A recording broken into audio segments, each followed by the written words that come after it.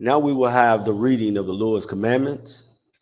We will start this out in Exodus 20. Pick it up at verse 1. Exodus 20, verse 1. All right, go ahead. And God spake all these words, saying, He didn't say that. What's going on with that? Y'all got somebody speaking in tongues or something? All right, so let's start over. Exodus 20, verse 1. Go ahead, brother. And God spake all these words, saying, I am the Lord thy God, which have brought thee out of the land of Egypt, out of the house of bondage. Thou shalt have no other gods before me. Thou shalt not make unto thee any graven image, or any likeness of anything that is in heaven above, or that is in the earth beneath, or that is in the water under the earth. Thou shalt not bow down thyself to them, nor serve them. For I, the Lord thy God, am a jealous God, visiting the iniquity of the fathers upon the children unto the third and fourth generation of them that hate me, and showing mercy unto thousands of them that love me and keep my commandments. Thou shalt not take the name of the Lord thy God in vain, for the Lord will not hold him guiltless that taketh his name in vain. Remember the Sabbath day to keep it holy. 6 days shalt thou labor and do all thy work. But the seventh day is the Sabbath of the Lord thy God. In it thou shalt not do any work, thou, nor thy son, nor thy daughter, thy manservant, nor thy maidservant, nor thy cattle, nor thy stranger that is within thy gates. For in 6 days the Lord made heaven and earth, the sea, and all that in them is, and rested the seventh day. Wherefore the Lord blessed the Sabbath day and hallowed it. Honor thy father and thy mother, that thy days may be long upon the land which the Lord thy God giveth thee. Thou shalt not kill, thou shalt not commit adultery, thou shalt not steal, thou shalt not bear false witness against thy neighbor, thou shalt not covet thy neighbor's house, thou shalt not covet thy neighbor's wife, nor his manservant, nor his maidservant, nor his ox, nor his ass, nor anything that is thy neighbor's. All right, let's go over to Ecclesiastes 12, pick it up at verse 13. Let us hear the conclusion of the whole matter. Fear God and keep his commandments, for this is the whole duty of man. For God shall bring every work into judgment with every secret thing, whether it be good or whether it be evil. All right, let's go to Revelations 22. Pick it up at verse 13. Verse 13. I am Alpha and Omega, the beginning and the end, the first and the last. Blessed are they that do his commandments, that they may have right to the tree of life and may enter in through the gates into the city. For without are dogs and sorcerers and whoremongers and murderers and idolaters and whosoever loveth and maketh a lie. So we had a reading of the Lord's commandments. And I know I said start at verse 13 because I want us to understand who is doing the talking here. A lot of times we read this and people think that it's the revelation of John, but it's the revelation of Jesus Christ. You understand? He's the one who said, blessed are they that do his commandments. So I want to say happy Sabbath to everyone. And today we're going to deal with a lesson titled The Sin of Idolatry. The Sin of Idolatry. And I did a previous lesson that was a precursor to this. It's actually connected to it. It was just too many scriptures. I couldn't put them all in one lesson. And that lesson dealt with covetousness, the bond of iniquity. And it showed how, we break this commandment on the way to breaking other commandments. As most times we covet something before we break any of the other commandments. But they are a package deal. If you break one, you break all of them. Because you're going to get the same punishment. But the sin of idolatry is connected to that. And a lot of us may think, well, I'm not bowing down and worshiping an idol. I'm not making anything. But idolatry is more than just a physical thing. Idolatry is a state of mind, how you think and feel, how you respond to certain things. And I guarantee you that by the end of this lesson, we're going to all figure out that we've been taken hold by this. And it has been done subtly over a period of time. Now, we were all born and celebrated holidays, which were pagan holidays. We come to find out that, we come to the knowledge of the truth, and we find that out. And we correct that. But we got to look at this on a spiritual level. It's a lot deeper than just forming something with your hands. Anything that is formed or reformed, should I say, by man, came out of his mind first. It didn't just appear, you see, on its own. Now, when Israel was in the wilderness, and we're going to look at that, they made a calf out of gold, and they worshiped it. And then Aaron turned around and told the Lord, hey, I threw this gold in the fire, and this calf came out. We know that ain't true. But that's how people think this is, you know.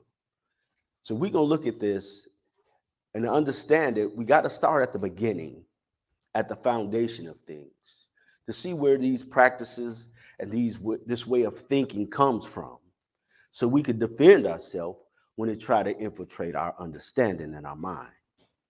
And not just that, our way of life, because it is a practice. All right, we're going to see also that the whole world participates in this practice on many different levels, with many devices and many vices. So let's start this out. Exodus 20, pick it up at verse 1. Exodus 20, verse 1. I got to apologize in advance because I'm kind of losing my voice, but it's not COVID, so don't worry. Exodus 20, verse 1. All right, go ahead.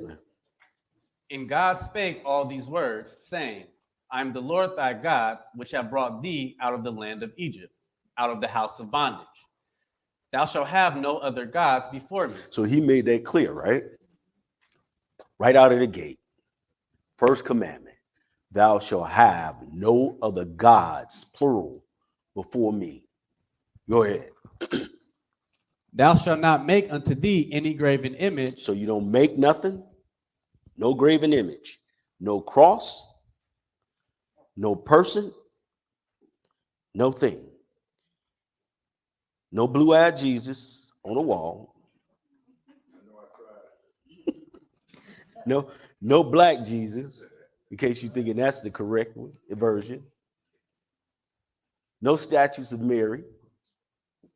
No statues of Peter or Paul. Nothing.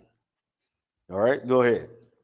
Or any likeness of anything that is in heaven above. Go ahead. Or that is in the earth beneath. Go ahead. Or that is in the water under the earth. So no fish on the back of your car. Because we see that and we think that's tied to Christianity. That is actually paganism. They got nothing to do with the Lord. So nothing at all. No image of any animal. Anything in the heaven, anything in the earth, or anything under the earth. That covers everything. Right? Go ahead. Thou shalt not bow down thyself to them. So that's one way. Don't bow yourself down to them. Go ahead. Nor serve them. Then you ain't supposed to serve them. Now, ain't no God coming down to you telling you what to do. The Lord gives us instructions out of his word. That is how we serve him, by obeying him. And we work toward this, right?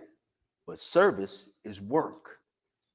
What have you worked for? You understand? This is how we got to think. What are the things that we have worked for? Go ahead. For I, the Lord thy God, am a jealous God. What did he say he is? A jealous God. Go ahead. Visiting the iniquity of the fathers upon the children unto the third and fourth generation of them that hate. See, we don't understand that when we break these laws, We break these commandments. We showing the Lord that we hate him. And this is how we know. Go ahead. And showing mercy unto thousands of them that love me and keep my commandments. So if you love him, you keep his commandments. So if you break his commandments, that means the opposite of love, which is hate. So those that break those commandments that don't follow him actually hate him. Right? So we do not want anything to do with that situation. But let's keep moving. Go to Exodus 34. Pick it up at verse 14. Exodus 34, verse 14. Now he's going to start breaking this down to us so that we are mindful of what idolatry actually is. We know that he's a jealous God, right? We're going to confirm that. Go ahead. Exodus 34, verse 14. For thou shalt worship no other God. So now, you ain't supposed to make him. You're not supposed to serve it. But you're not supposed to worship it either. That means that you find some type of value in it, some type of honor or service in working for it. But go ahead. For the Lord, whose name is jealous, is a jealous God. So now that's 3 times he done said it. First time he already said he was a jealous God, but now he said it twice in the same sentence. He is a jealous God. You ever seen a jealous man? Imagine what a jealous God is like. A jealous man will burn down his own house. You know, destroy everything because he's mad and angry and hurt, frustrated, disappointed. You see. So imagine how God feels when we bowing down, serving and worshiping something that is not God. But go ahead. Lest thou make a covenant with the inhabitants of the land, and they go a whoring after their gods. And what? Go ahead. And do sacrifice unto their gods. What do you sacrifice? You see, I ain't killing no animals, but what are you sacrificing out of yourself? Like I said, this is more than just a thing. It is a way of thinking. Now, I might sacrifice keeping the Sabbath day because I want more money. You see, I might sacrifice loving my brothers myself because I'm angry and proud. I'm still breaking the commandments. But where does this start? In my mind. But go ahead. And one call thee, and thou eat of his sacrifice. So now he said, and one call you, and you eat of his sacrifice. Whatever they got in their mind, or whatever their custom or practice is. Now, if y'all don't think that's true, wait till next month. You're going to get a call inviting you to Christmas dinner. Guaranteed somebody going to say, hey, come on over. We celebrating Christmas. And that came out of somebody's mind. You see, so idolatry is the art of bringing forth something out of your mind into reality. And it could be many things, not just a physical thing. Okay? But let's keep going. He said you're not supposed to make it, bow down to it, serve it, or worship it. Go to Deuteronomy 29, pick it up at verse 16. Deuteronomy 29, verse 16.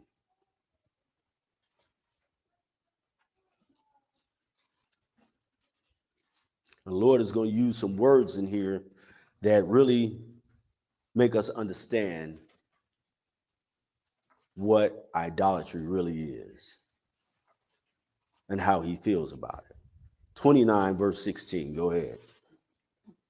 For ye know how we have dwelt in the land of Egypt, and how we came through the nations which ye passed by. And ye have seen their abominations and their idols. So we've seen their abominations and their idols. Go ahead. Wood and stone, silver and gold, which were among them. So he said these are the materials that they made them out of: wood, stone, silver, and gold. You know, we don't too much deal with the silver now. We got to have a gold now, you know, or some platinum or something. Silver ain't good enough for us now. So we got to have a gold cross, the biggest one that we could find. But go ahead. Lest there should be among you man or woman or family. So or now you see how he broke this down. Man, woman, or family. So this is a culture and a custom. You see, it's not just one or two people doing it. This is a way of life for them. But go ahead. or tribe, whose heart turneth away this day from the Lord our God. So he said, this is what is actually turning your heart away from the Lord our God. He said it could be man, woman, family, or a whole tribe. Go ahead. To go and serve the gods of these nations, lest there should be among you a root that beareth gall and wormwood. So that's what he compared it to. A root that beareth gall and wormwood. That's contamination. That's poison. Go ahead. And it come to pass, when he heareth the words of this curse, that he bless himself in his heart. Wait a minute. So now we seeing what this effect has on a person. Now this is when you hear the words of this curse, that's talking about when you break the law. You know, that's explained in Deuteronomy 28. The consequences of breaking the law, right? So now he said he blessed himself in his heart. Now that your heart is your mind, it just deal with your emotions and also with your thoughts, right? So now let's see what it says about this person. What is he saying? Saying, I shall have peace, though I walk in the imagination of mine own heart. So we have to remember these words. Imagination. Okay? Remember that word. Though he walk in the imagination of his own heart or of his own mind. And what does it do? To add drunkenness to thirst. And that's what it does. It adds drunkenness to thirst. If you're thirsty, you need to drink water to refresh yourself, right? To rehydrate yourself. What happens if you're thirsty and you drink some Jack Daniels? What's going to happen to you? And you drink it like it's water because you are thirsty, remember. You see? But let's keep going. Go ahead. The Lord will not spare him. The Lord, he will not spare him. Go ahead. But the anger of the Lord and his jealousy shall smoke against that man. He told us he was a jealous God. But we see that he's angry too. Go ahead. And all the curses that are written in this book shall lie upon him. Go ahead. And the Lord shall blot out his name from under heaven. That means that you got blotted out of the book of life. You don't want that. For this sin. But go ahead. Keep going.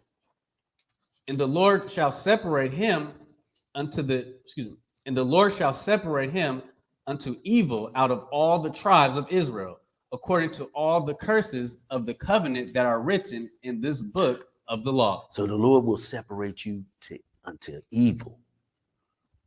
You see, he'll blot your name out for this sin.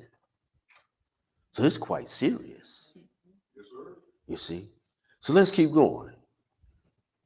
Go to Exodus 32. Pick it up at verse 1. Now this is our forefathers.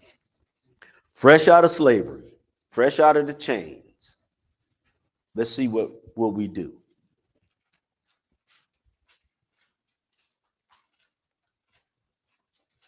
Exodus 32, verse 1. All right, go ahead. And when the people saw that Moses delayed to come down out of the mount, the people gathered themselves together unto Aaron. So Moses went up to receive the commandments from the Lord. He was up there 40 days, 40 nights. That's a little over a month. Now you fresh out of slavery. Got your little gold. Got you some little raiment or whatever. And remember this, we were slaves before this. So you know what happened when you have a person, they ain't never had nothing, and they get an income tax check. What happened to their mind? You see? So this is I'm trying to bring this scenario up to date so that we can relate to it, because we all been broke. And then when you get that money and a little bit of freedom, we lose our mind. And every idea that has been going around in our head, you know, like a squirrel in a cage, comes out. You see? So let's see what our forefathers did. How did they behave? So Moses delayed. Go ahead. And said unto him, Up, make us gods, which shall go before us. For as this Moses, the man that brought us up out of the land of Egypt, we wot not what is become of him. So now he said, Up, make us gods to go before us. Because this man, this Moses, in other scripture, you call him that Moses. But they forgetting that it wasn't Moses that brought them up out of Egypt. You see? It was the true and living God that brought them out of Egypt. He used Moses just like he used other prophets and men. But go ahead. And Aaron said unto them, Break off the golden earrings, which are in the ears of your wives, of your sons, and of your daughters, and bring them unto me. Go ahead. And all the people brake off the golden earrings which were in their ears, and brought them unto Aaron. And he received them at their hand, and fashioned it with a graven tool. So he fashioned it, he formed it, right? Out of gold with a tool.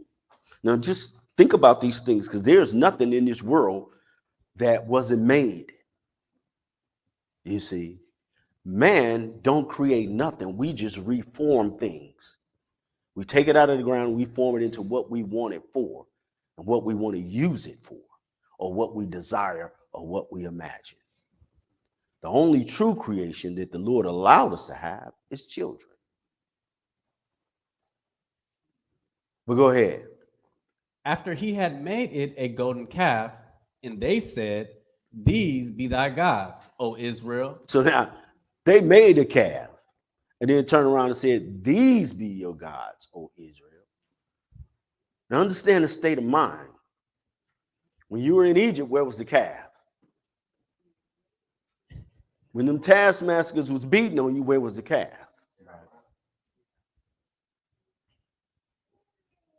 Did the calf send hot thunderbolts to kill Pharaoh's cattle?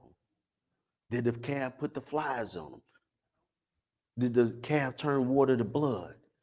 Did the calf kill all the firstborn? Where was the calf at? In their mind. It is a figment of their imagination. Because the calf show didn't show up when Pharaoh had them pinned up against the sea. Did it? The calf didn't show up in a fiery tornado and a pillar of smoke. Calf didn't give you water from a rock. Calf didn't give you all the quail you could eat until you die either. You see? So we can't lose sight of how God operates. Because when we see how he operates, we understand that these works are of him and not of man or of anything else. Well, let's keep going. Go ahead. What did they say? Which brought thee up out of the land of Egypt. Ooh, that's a shot in the ribs right there. They're giving the Lord's credit to the calf. You know he's a jealous God now, right? Yeah. Go ahead. And when Aaron saw it, he built an altar before it. Man, now he saw it and he built an altar for it. Go ahead.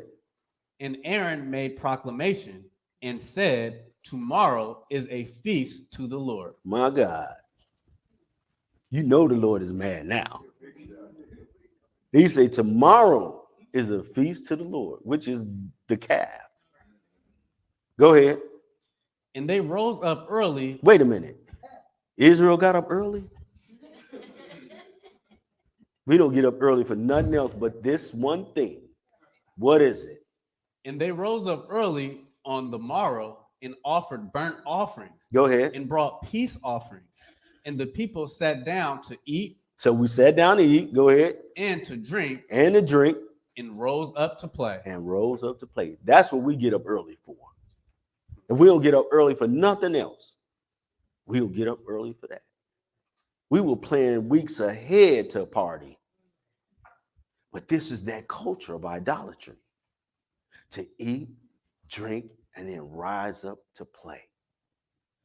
That's the culture. Remember, he said it's man, woman, family, or tribe. But go ahead. And the Lord said unto Moses, Go, get thee down, for thy people, which thou broughtest out of the land of You Egypt, see how the Lord said that? He said, your people that you bought out, because they ain't mine, because they ain't obeying me. But go ahead. have corrupted themselves. Wait a minute. They corrupted themselves spiritually and then physically. Go ahead. They have turned aside quickly out of the way, He said quickly. Go ahead. which I commanded them. They have made them a molten calf and have worshipped it, Remember, he said you ain't supposed to make it and you're not supposed to worship it. Go ahead. and have sacrificed thereunto, And then they made sacrifices to it. Go ahead. and said, These be thy gods, O Israel, which have brought thee up out of the land of Egypt. Go ahead. And the Lord said unto Moses, I have seen this people. Now he said, I done seen this people. And we done seen this people. Go ahead. And behold, it is a stiff-necked people. And we know that. It is a stiff-necked people. Go ahead. Now therefore let me alone, that my wrath may wax hot against them, and that I may consume them. Now, didn't he say he was a jealous God?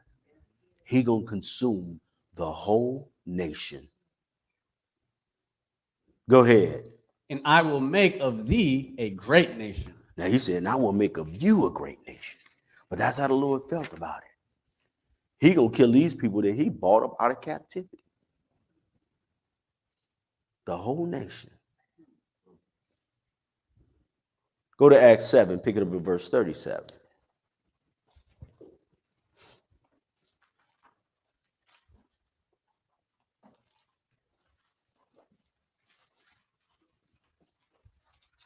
Now remember, they said, this is this Moses, which,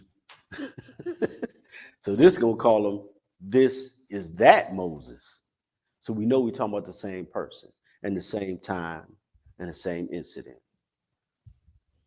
Acts 7, verse 37, go ahead.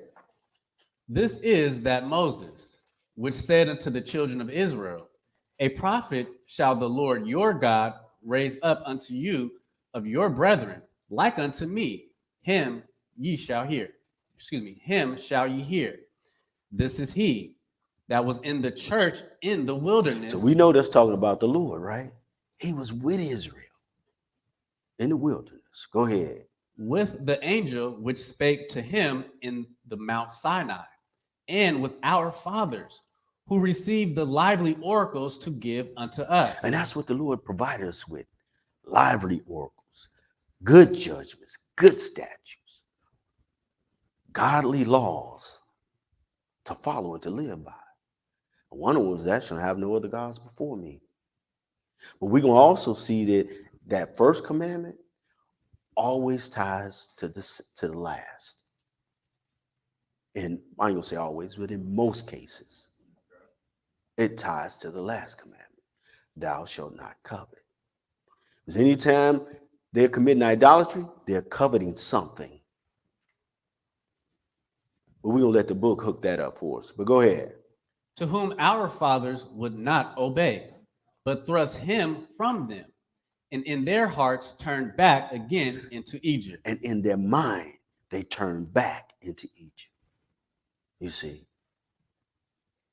So they still had that slave mentality. Let us go back to our masters. We can't have that mentality. But go ahead.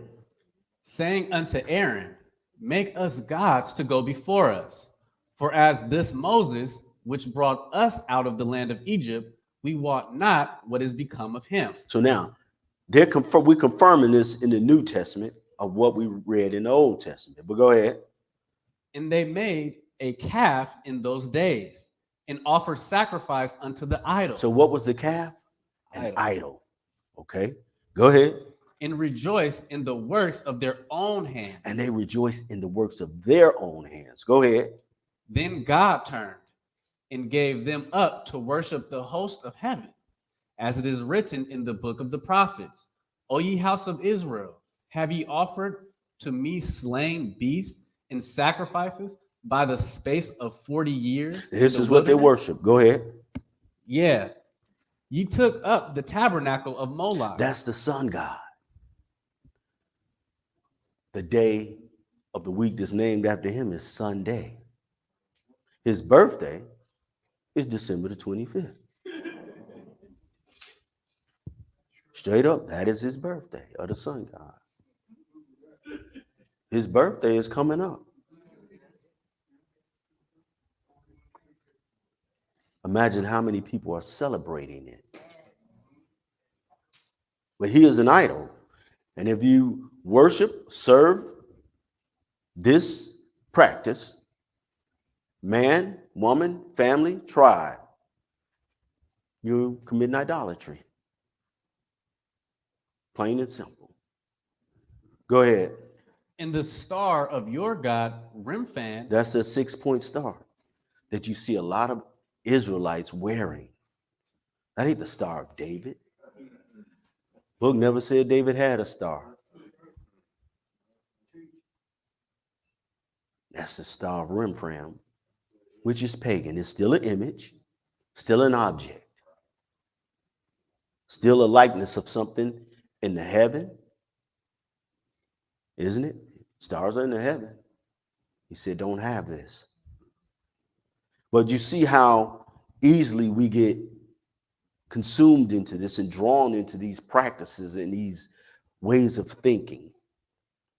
And we see that these are cultures that are practiced by members of our family, most of them. But keep going. figures which ye made to worship them, and I will carry you away beyond Babylon.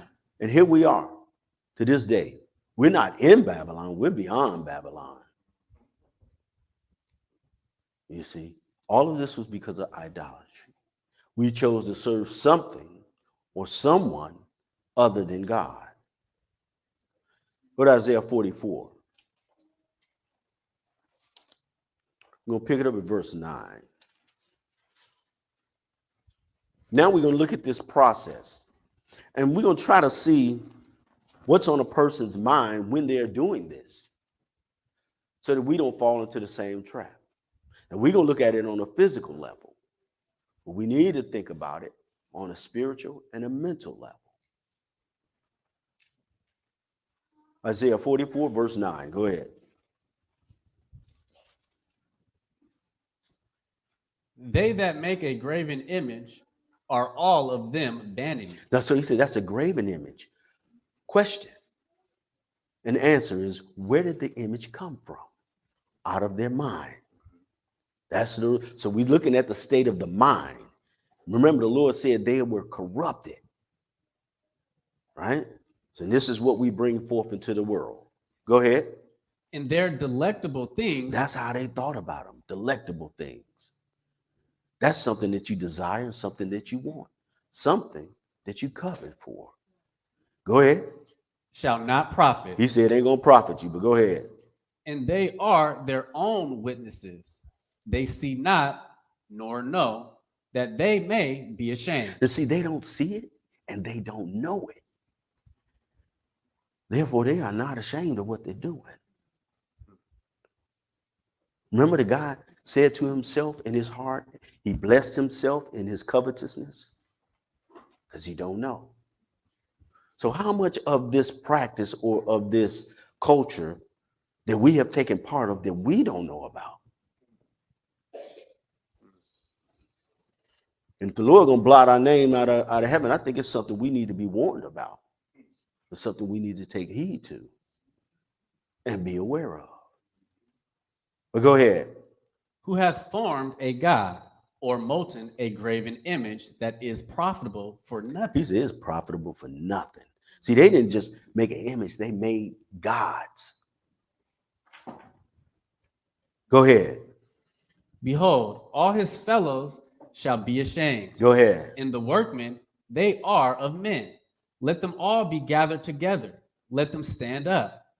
Yet they shall fear, and they shall be ashamed together. Go ahead. Now, this is the process. Go ahead. The smith with the tongs both worketh in the coals, and fashioneth it with hammers, and worketh it with the strength of his arms. He putting some work in on this, right? And this came out of his mind. He done heated up some coals, got him some tools, and he started to fashion what was in his head. Now look at this. Go ahead. Yeah, he is hungry. He worked so hard, he got hungry. Ain't that serving something? Go ahead. And his strength faileth.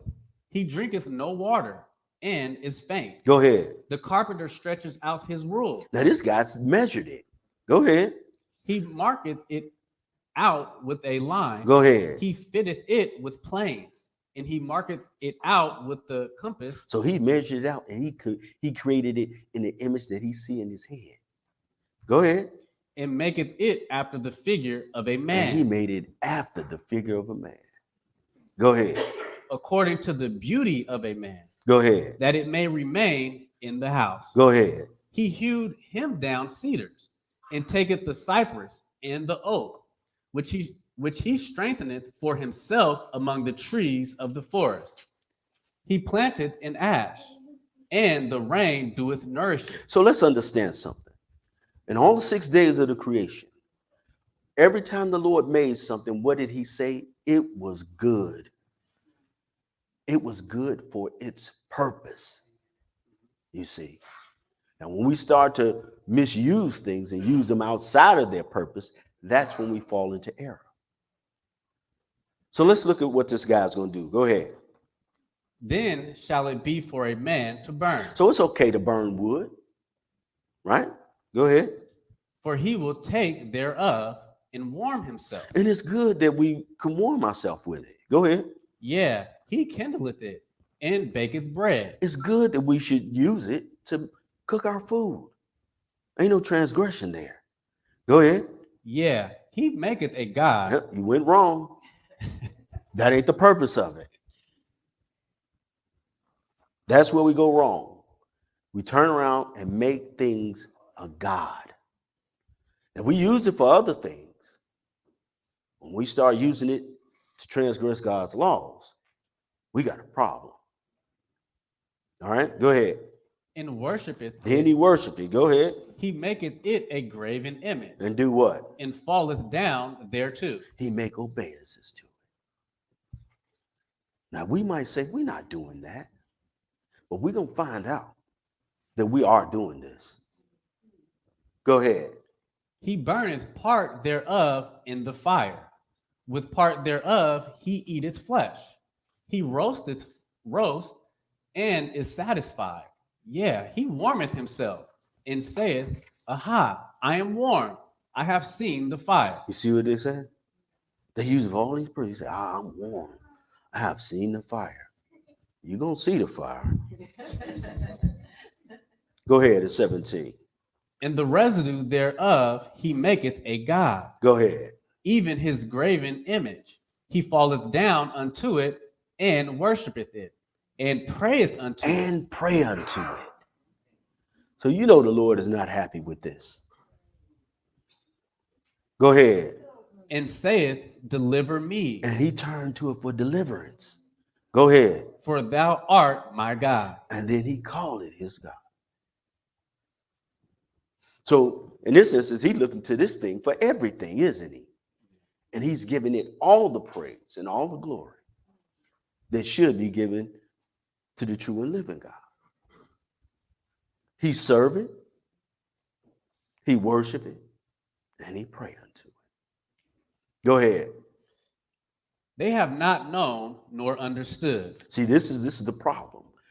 This thing comes on you so subtly that you don't know it and you don't understand it.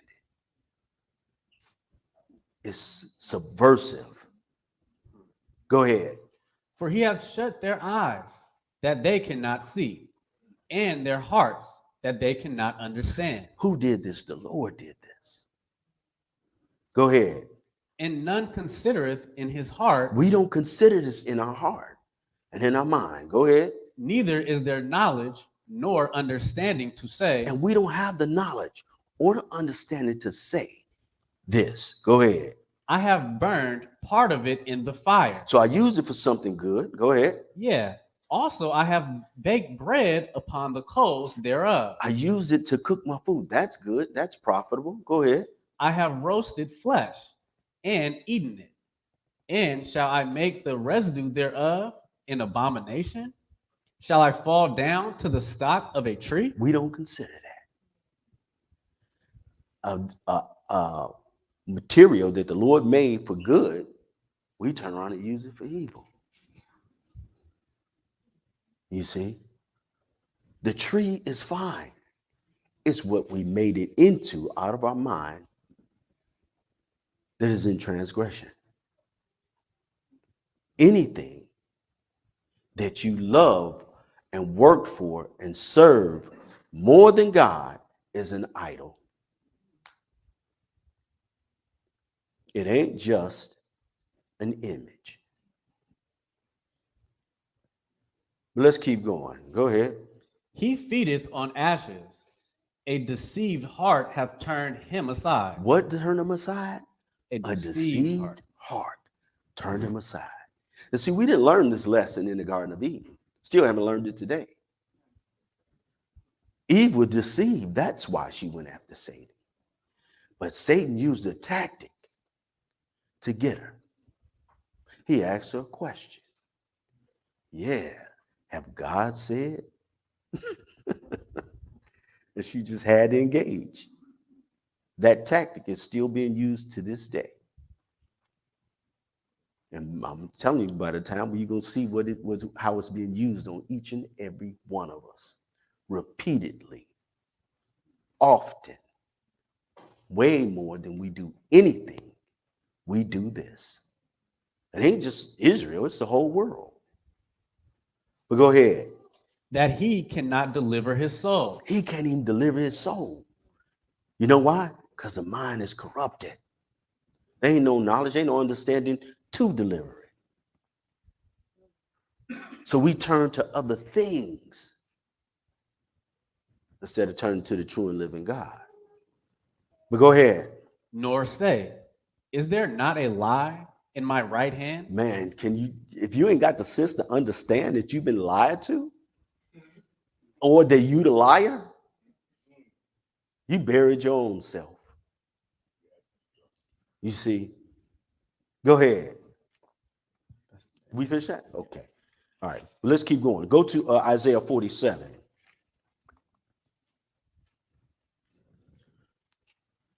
Pick it up at verse 8. Isaiah 47, verse 8. So there's something that draws you to this. There's something that engages you with it. There's something that entices you to it. And this is what we have to guard against. Verse 8, go ahead. Therefore, hear now this, thou that art given to pleasures. So, you hear what he said? He said, hear this, thou that art given to pleasures. Remember what our people did. They ate, they drank, and they rose up to play. All of this was part of this idolatry, part of making the calf, part of the custom, part of the practice, part of the way of thinking that they had been corrupted by. Thou that art given to pleasures. Go ahead. That dwellest carelessly, that sayest in thine heart. Wait a minute. Now understand this. This is what we say in our mind. Now, a lot of us don't think we do, but we do. Listen to what it's saying. Go ahead. I am. Who is I am? The Lord is I am. But we saying this in our heart. I am, go ahead. And none else beside me. And none else beside me. Me, myself, and I. Self. Those that are self-willed. And there ain't none beside me. Think about it. Next time you pick up your phone and you look in there, I guarantee you, most of the pictures in there are of yourself. They call them selfies. So who are you worshiping? And sometimes we got to ask ourselves, have we become gods until ourselves? We serve ourselves because of pleasures, and our pleasures trump God's law because our mind is corrupted. Something we got to ask ourselves. Look at the practices that we do repeatedly, over and over and over. Do you pick up your book more than you pick up your phone? And that's where your heart is, and that's where your treasure is. You see. But let's keep going. Go ahead. I shall not sit as a widow, neither shall I know the loss of children. Go ahead. But these two things shall come to thee in a moment, in one day: the loss of children and widowhood. They shall come upon thee in their perfection. The Lord is going to put this on them, and it's going to come on them in perfection. And guess what? It ain't just these. Remember, he said the curses in this book, the curses of this law, don't come on you. He told Israel, these curses going to cleave to you. They going to pursue you, and they going to overtake you. That means you're going to be destroyed on every side. But go ahead. For the multitude of thy sorceries, He said, for the multitude of the sorceries, go ahead. and for the great abundance of thine enchantments. And for the great abundance of your enchantments. You know, you got people running around today using crystals, mixing them together, trying to produce an effect. That's sorcery. Now understand that the Lord made those crystals, and he made them for a purpose. He made those stones. They were in Aaron's breastplate. They are in New Jerusalem. They are good for their purpose, not to worship, not to use as an enchantment to try to get around what the Lord has put on you. So these people are turning to these things instead of turning to God. Ain't nothing wrong with gold, just don't make an idol of it. Ain't nothing wrong with jewels. Just don't use them improperly. Go ahead. For thou hast trusted in thy wickedness. Go ahead. Thou hast said, none seeth me. Thy wisdom in thy knowledge, it hath perverted thee. Now, who did this happen to? Satan. His wisdom and his knowledge perverted him. So now we see the result of it. And now we see how we have become corrupted by it. But go ahead. And thou hast said in thine heart, I am, and none else beside me. So we got to think about this. I am, and there ain't none else beside me. Go ahead. Therefore shall evil come upon thee. Thou shalt not know from whence it riseth. You're going to get evil going to come. You don't know where it's coming from. But we know where it's coming from because we just read it. It's coming from inside your mind. But go ahead. And mischief shall fall upon thee. Thou shalt not be able to put it off. We know where the mischief coming from because you have devised something to disobey God. Go ahead. And desolation shall come upon thee suddenly, which thou shalt not know. And this desolation will come. You're not going to know. Remember, they don't have knowledge of this. They can't even conceive that they're lying to themselves. That's what it says. Do you not know that there's a lie in your right hand? I mean, everything that you do, serve, and produce is based on a lie.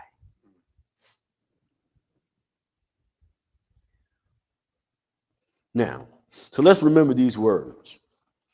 The words that these words that we have read and heard.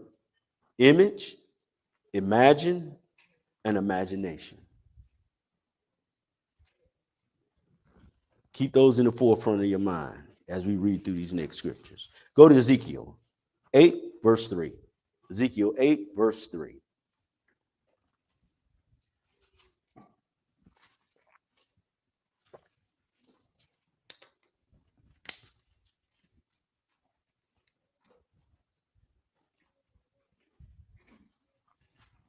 Ezekiel 8, verse 3. Go ahead.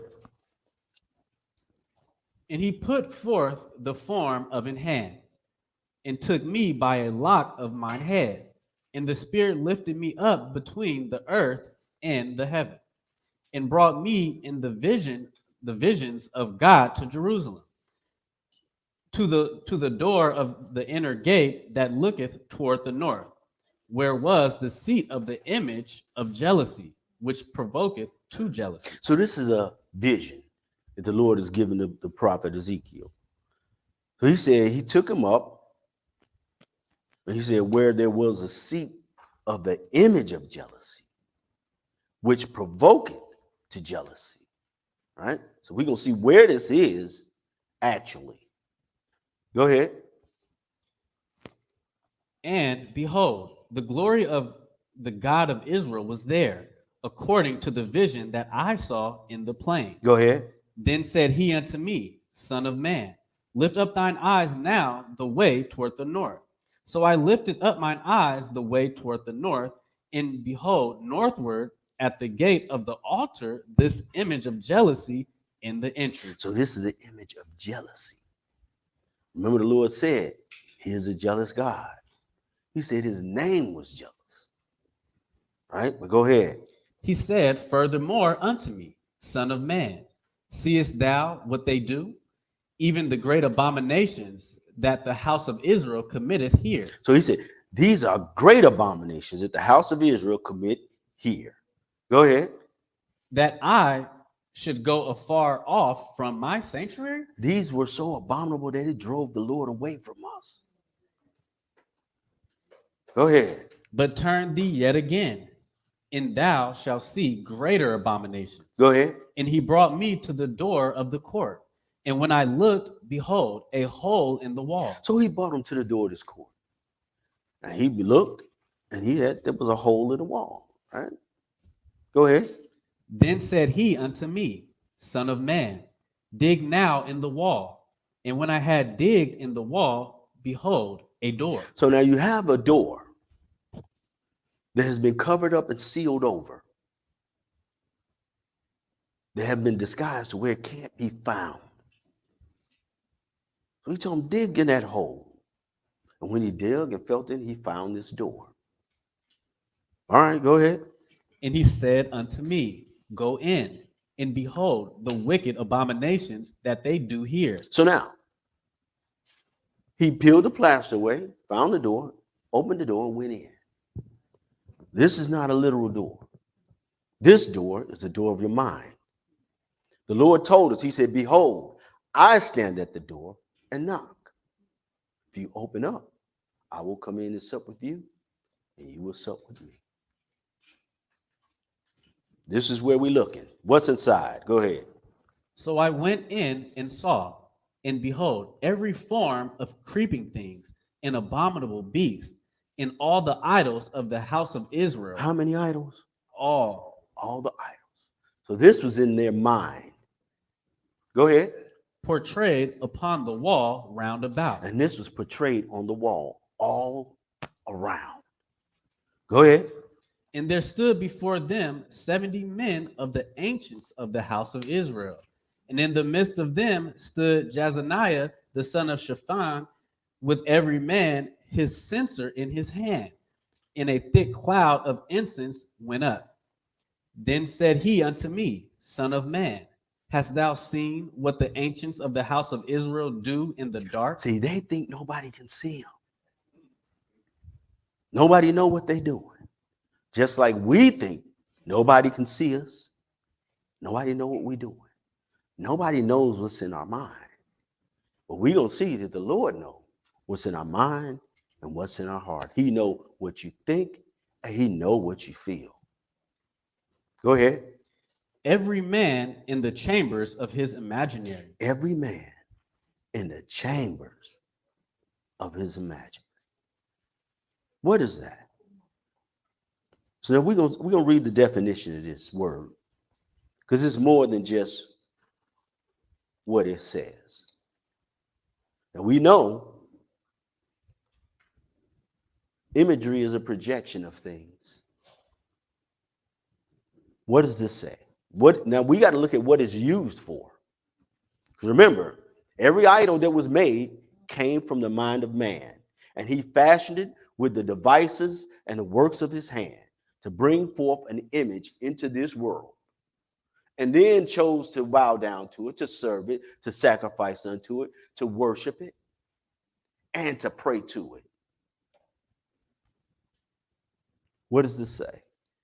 Imagery is descriptive language that, Wait a minute. It's a language. Go ahead. that appeals to the five senses. And it appeals to all of your senses, your sight, your sound, your smell, your taste, your touch. Appeals to everything, right? Go ahead. Movement Movement, even the way you act. Go ahead. and internal emotions and feelings. Ooh, internal emotions and feelings. Go ahead. Imagery is not limited to engaging the reader's sense of sight. Instead, imagery uses sensory details to evoke external and internal sensations and makes information more engaging and appealing. Is that not what Satan did to Eve? Same practice. But we ain't gonna fall for that, are we? We fall for it every time we turn that phone on. Every time we drive down the street and read all these signs and advertisements. You got all these pop-ups on your phone. Somebody messing with you. And he's trying to provoke you, to entice you, to get you to think and see a certain way. It's more than what we think. It ain't just a physical thing. So now let's keep going. So now we're going to keep that thought in our mind and understand what it is, what our practices are, what our thoughts are, how we feel about certain things, how we respond to certain things. Because your mind is a sponge. Whatever you expose yourself to, that's what you're going to be absorbing into your mind. And I'll prove it to you. Wait till next month, December 25th. I dare you, go to the store. When you hear jingle bells, you're going to start skipping to it. Why? Because it's programmed into your mind. It don't matter how long you've been in this word. You will slip up and you'll find yourself humming to it. This is what imagery is. And that's how it's used. But let's keep going. Go ahead, man. No, we are back to script. Go ahead. The middle of 12. For they say, the Lord seeth us not. The Lord hath forsaken the earth. He said also unto me, turn thee yet again, and thou shalt see greater abominations that they do. Go ahead. Then he brought me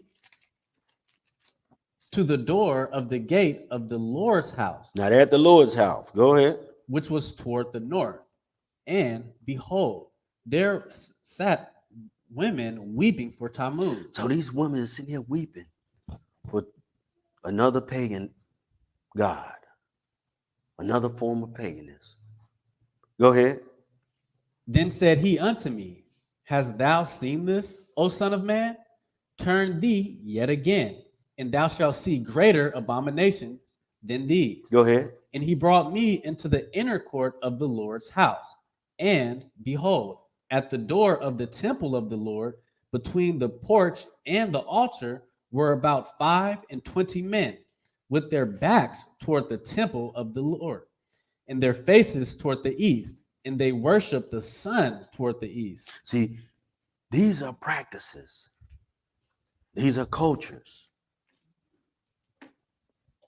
that they got enticed into. The Lord told them, don't learn the ways of these nations and their customs. But we couldn't wait to do it. Now understand that to serve God, you got to serve him with uprightness of heart. You got to serve him in sincerity and truth.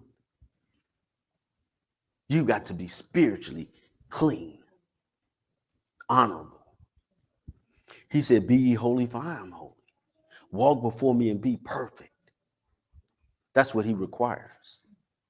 But we look over across the street These people serving these other gods, what they doing? They eating, drinking, and playing. And we look over there and we be like, hey, I want to go over there and serve that God. You see? And those are the activities that draw you in. The gold, the materials of all of that is stuff that draw you in.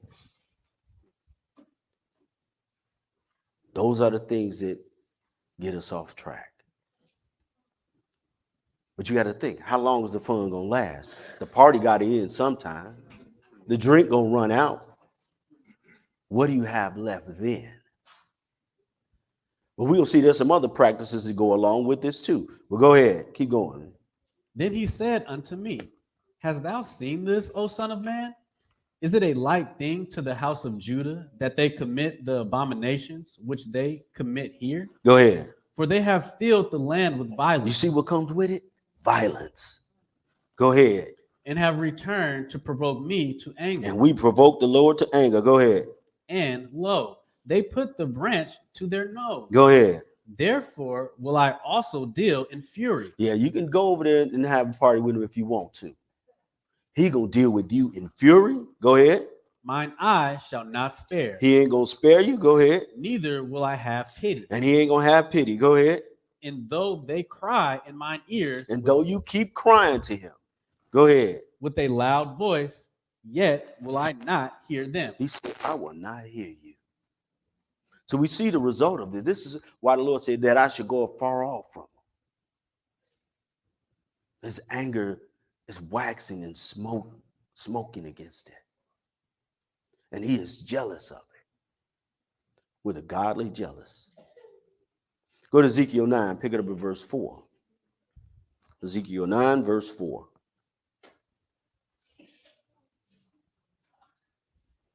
All right, go ahead.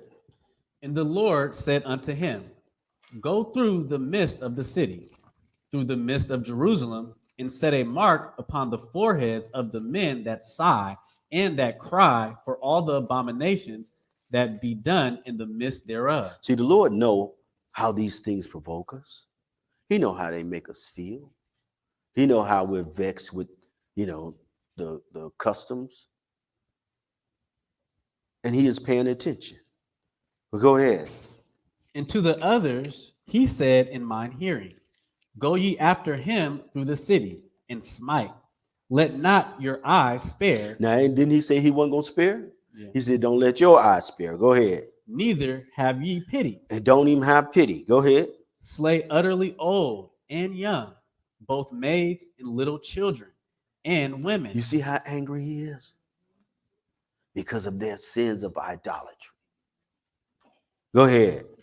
But come not near any man upon whom is the mark. Go ahead. And begin at my sanctuary. Where is he going to begin at? At the sanctuary. At his sanctuary. Go ahead.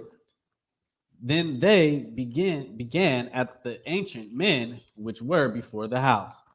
And he said unto them, defile the house and fill the courts with the slain. Go ye forth. And they went forth and slew in the city. So the Lord is taking point. He's making a point about these people that are doing these deeds. But he's also acknowledging who is not doing it. Who is not taking part of it.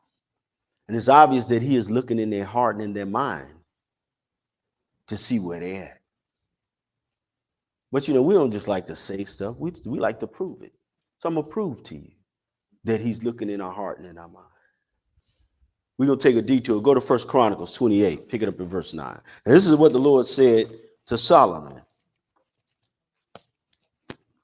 1 Chronicles 28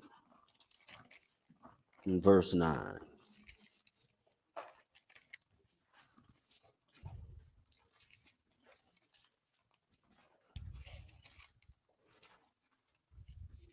All right. Go ahead. And thou, Solomon, my son, know thou the God of thy father. So he said, know the God of your fathers. See, this is what we have to understand. We have to get to know God. How else can we serve and worship him if we don't know him? We cannot serve and worship him the way they do them pagan gods. We have to serve and worship him after the due order of things. Go ahead. And serve him with a perfect heart. What kind of heart? Perfect heart. Go ahead. And with a willing mind. And with a willing mind. You see, you can't serve him in this capacity and be looking over there desiring covetousness and pleasures. Go ahead. For the Lord searcheth all hearts. So he searched all the hearts, right? He know how we feel. Go ahead. And understandeth all the imaginations of And the he thoughts. understand all the imaginations of the thoughts. He know why you are worshiping certain things. He know why you are serving certain things. He know why you are given and enticed by certain things. So he understands the imaginations of the thoughts. Go ahead.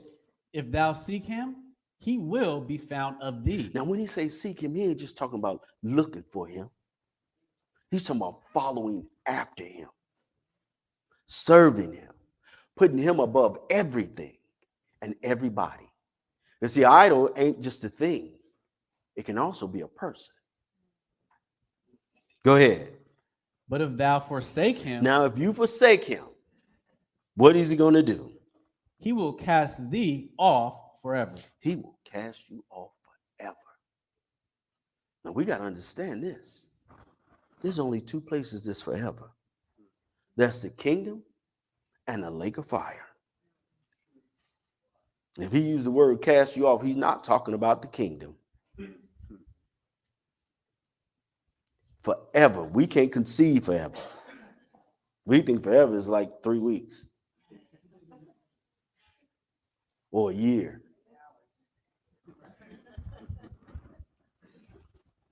You touch a hot pot, it'll seem like it's forever. But it's only a few seconds. They call that perception. But let's keep going. Go to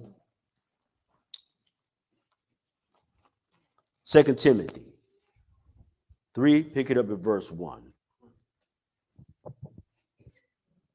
Now, we're going to take all of that information that we just learned about this sin, and we're going to bring that up to today.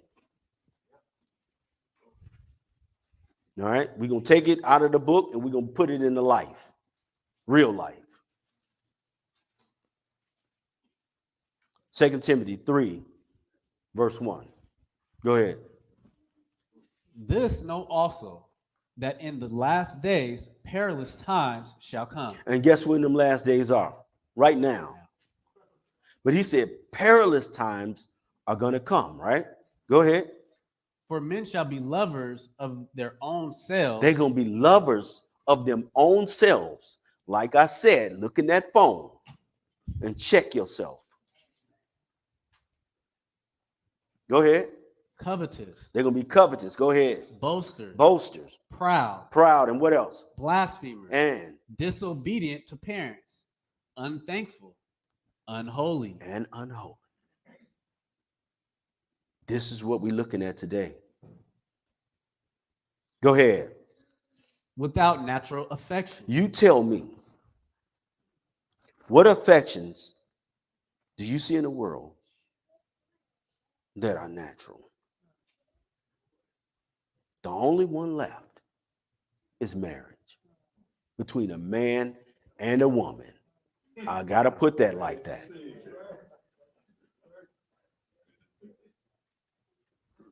Go ahead.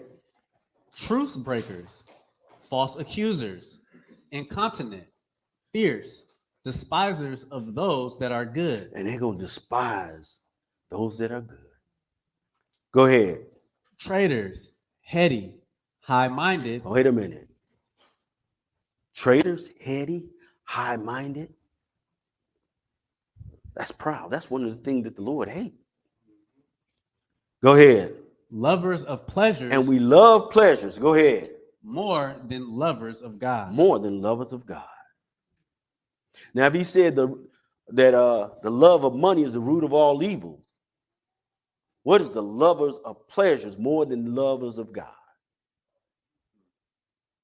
It's idolatry. You serve your pleasures more than you serve God.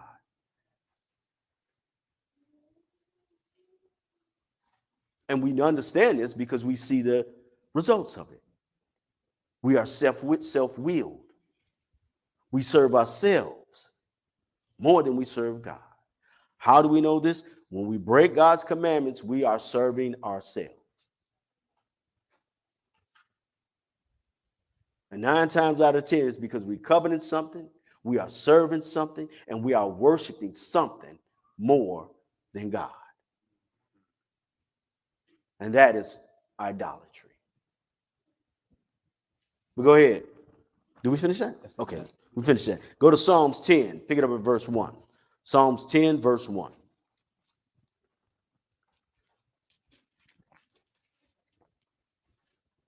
Remember what the Lord said, that person, that type of person, he says, I am and there's none other besides me. That's the proud, the high-minded, the heady person, the self-willed person. Psalms 10, verse 1. Go ahead. Why standest thou afar off, O Lord? Now, we understand why he's standing afar off. Go ahead. Why hidest thou thyself in times of trouble? Now we want him to show up when we trouble. But we weren't thinking about him when we was enjoying these pleasures. Go ahead. The wicked in his pride Now the book's saying this, right? The wicked in his pride. Go ahead. doeth persecute the poor. Go ahead. Let them be taken in the devices that they have imagined. Wait a minute. Let them be taken in the devices that they have imagined. Remember, the idol is something that starts in your head. You imagine it, you form it, you bring it forth into reality. Everything in this world can be an idol, including people. All right? Everything. And all of us always have an idol with us. In most cases, we all have it. We serve it. We turn to it for everything. When you answer a question, do you ask God or do you ask Alexia? Or Siri? Or Google? Who you turning to for your information? When you need direction, do you go to God or do you go to Google Maps? Understand what is ruling and controlling your life. It is what you turn to the most. But keep going. Go ahead. For the wicked boasteth of his heart's desire, They boast of their heart's desire. Go ahead. and blesseth the covetous. Wait a minute. And they bless this covetousness. Well, I got this. I got that. I want this. I want that. I'm going to do this. I'm going to go here and do this. We're going to go and enjoy this. What about the true and living God? Go ahead. Whom the Lord abhorreth. And the Lord abhorred this. They boast of his heart's desire. Go ahead. The wicked through the pride of his countenance. Wait a minute. The wicked, through the pride of his countenance, the pride of the way that he looks.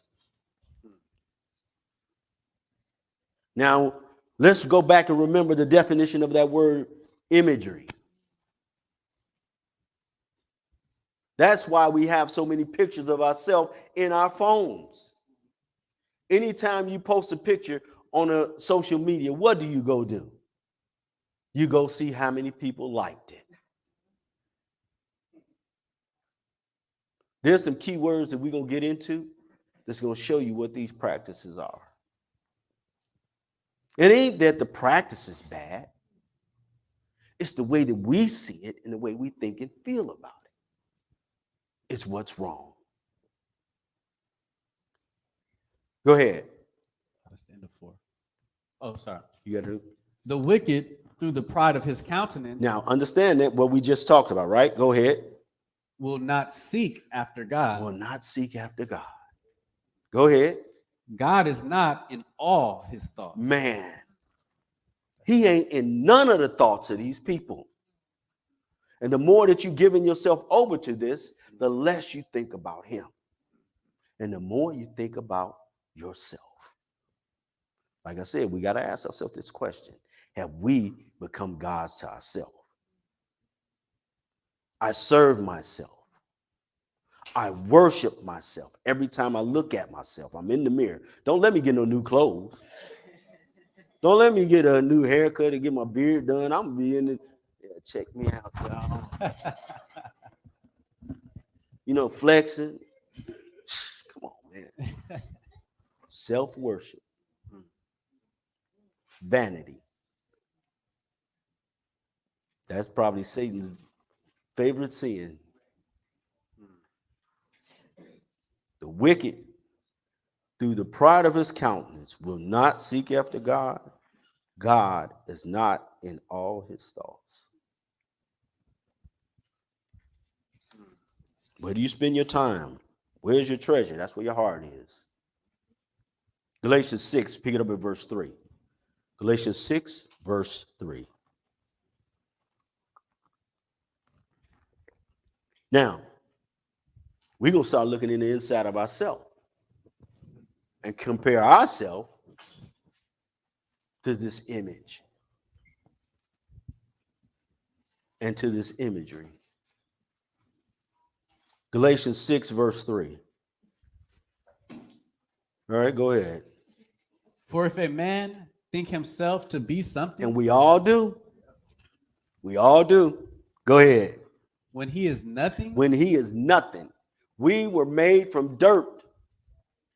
In the book of Job, he said, what is man but a worm? We come here and we go, and it's like we ain't never been here before.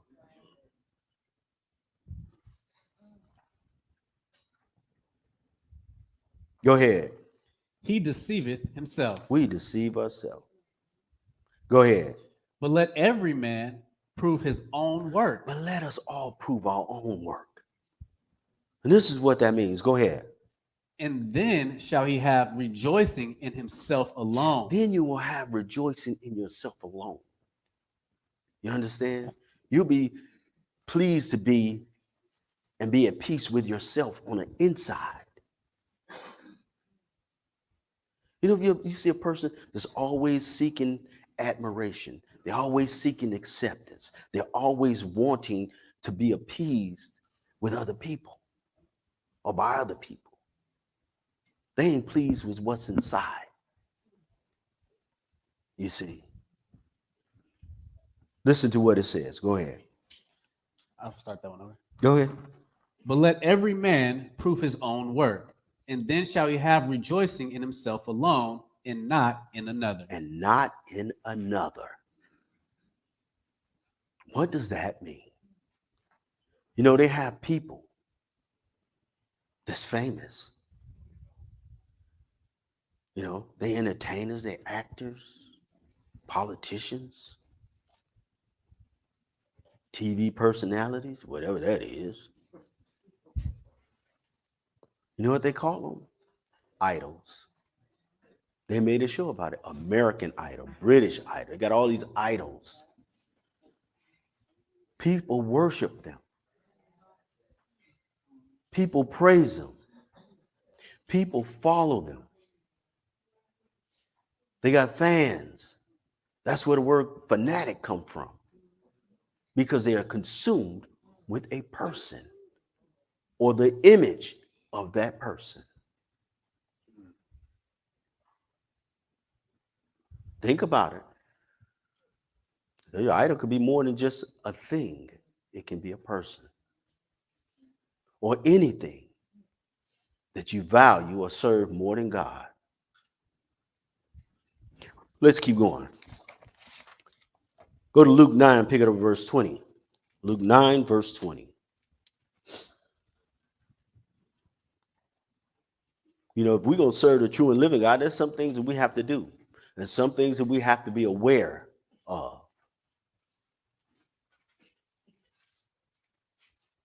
Luke 9, verse 20. You got it? Everybody got it? Go ahead. Man.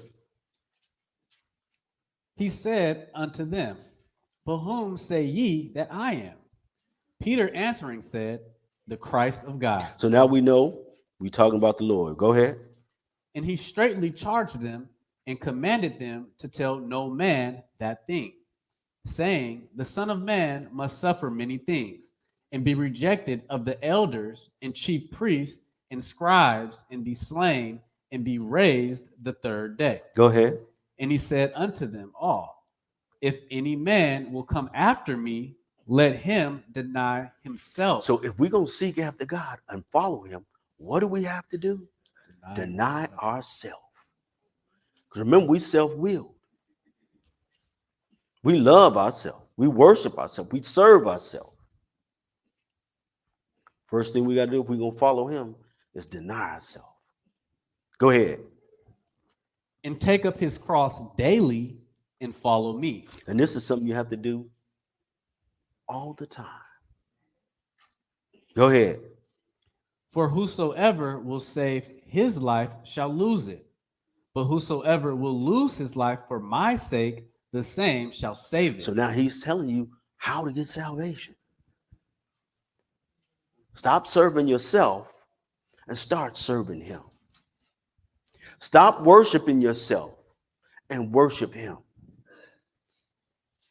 Stop making sacrifices unto idolistic things.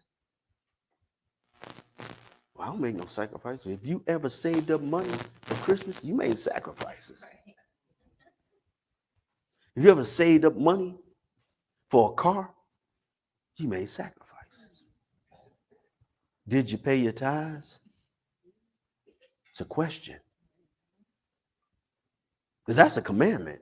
A lot of people don't think it is a commandment. It's part of the covenant that we made with God, our forefathers made. So when you first get that first paycheck, that should be the first thing that we do. But if I get that paycheck, and the first thing I do is go start enjoying the pleasures of life, what am I serving? Those pleasures and myself. There's something to think about. And in doing that, what did I do? I transgressed God's law. Go ahead, brother. For what is it a man advantage? What is the advantage in it? Go ahead. If he gained the whole world. Now you could gain the whole world. And Satan put this on the table with the Lord. I will give you all the kingdoms of the world in a moment of time if you bow down and worship me. What are we worshiping? And what are we working for? What are we serving? He provoked him to covetousness. Like I said, he used that tactic in the Garden of Eden, and it's still being used today. That's his MO. After all, he is the God of this world. Now, he couldn't make that offer to the Lord if he didn't have it. Right. And what was his response when he gave him that, when he said that?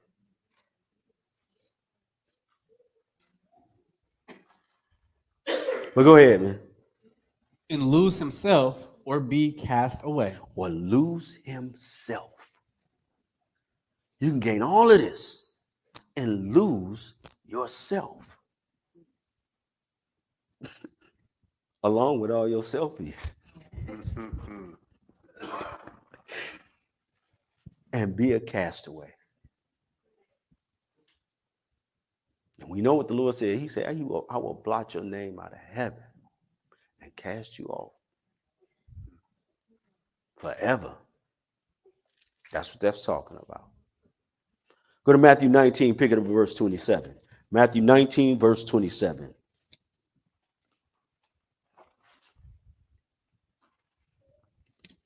Got it? All right, go ahead. No? Matthew 19, verse 27. Y'all can't find Matthew?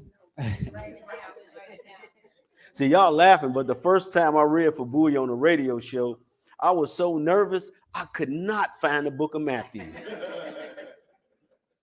And he said, skip it, man. I'll read it myself. Like, come on, man. Man, that was about 30 years ago. Man, I could not find the book of Matthew. Crazy. But the Lord worked with you. Now I can find it with my eyes closed. Took me 30 years, but I got there. What else could I have been doing but getting myself in trouble? So Matthew 19:27. That sounds like a year, don't it? Book of Matthew, chapter 19, verse 27. Go ahead. Then answered Peter and said unto him, Behold, we have forsaken all. Sometimes this is what you got to do. Because those things can become vices and idols unto you. He said, we've forsaken all, even people. Go ahead. And followed thee. Go ahead. What shall we have therefore? He said, what we going to have therefore? Go ahead. And Jesus said unto them, Verily I say unto you, that ye which have followed me in the regeneration, when the Son of Man shall sit in the throne of his glory, ye also shall sit upon 12 thrones, judging the 12 tribes of Israel. So that was their reward. You see? And this ain't the icing on the cake. The icing on the cake is you're going to live forever in the kingdom. All right? But listen to what he says about these things. Go ahead, because these things are the idols that take us away from the truth. Right? These are things that we worship, things that we work for, things that we serve. What is it? And every one that hath forsaken houses, Go ahead. or brethren, Go ahead. or sisters, And or father, or mother, or wife, or children, or lands. I think he got it all covered. Go ahead. For my name's sake shall receive 100-fold, and shall inherit everlasting life. You see what he said? Everlasting life is the icing on the cake. No one else can give you this. You can't get it nowhere else.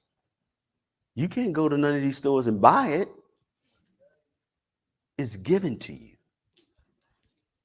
But you got to continue to serve God and worship him and pray to him to keep it.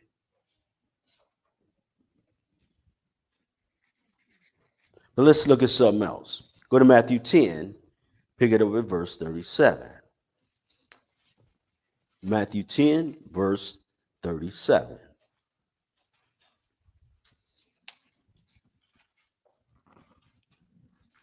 All right, go ahead. He that loveth father or mother more than me is not worthy of me. Man, he said, if you love your mother or father more than me, you ain't worthy of me. Go ahead. And he that loveth son or daughter more than me is not worthy of me. See, if you love these things more than him, then those do not things, these people, then that's what you're going to serve. And here's the proof of it. When you come into the truth and you take it to your mother, she's going to say, well, you know, my pastor said, my mama said, my father said. Well, who are you listening to? God or your parents? You listening to the word of God or you listening to your pastor? Who are you serving? Who are you trusting? Who are you loving more than God?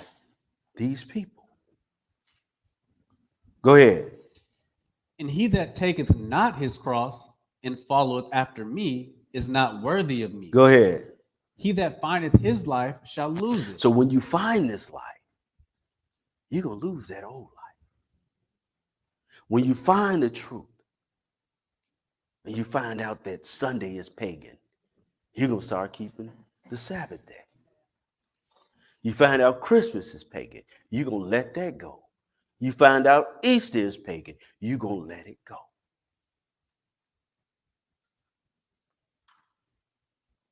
You're going to be Idolatry Anonymous because you're going to stop doing those things.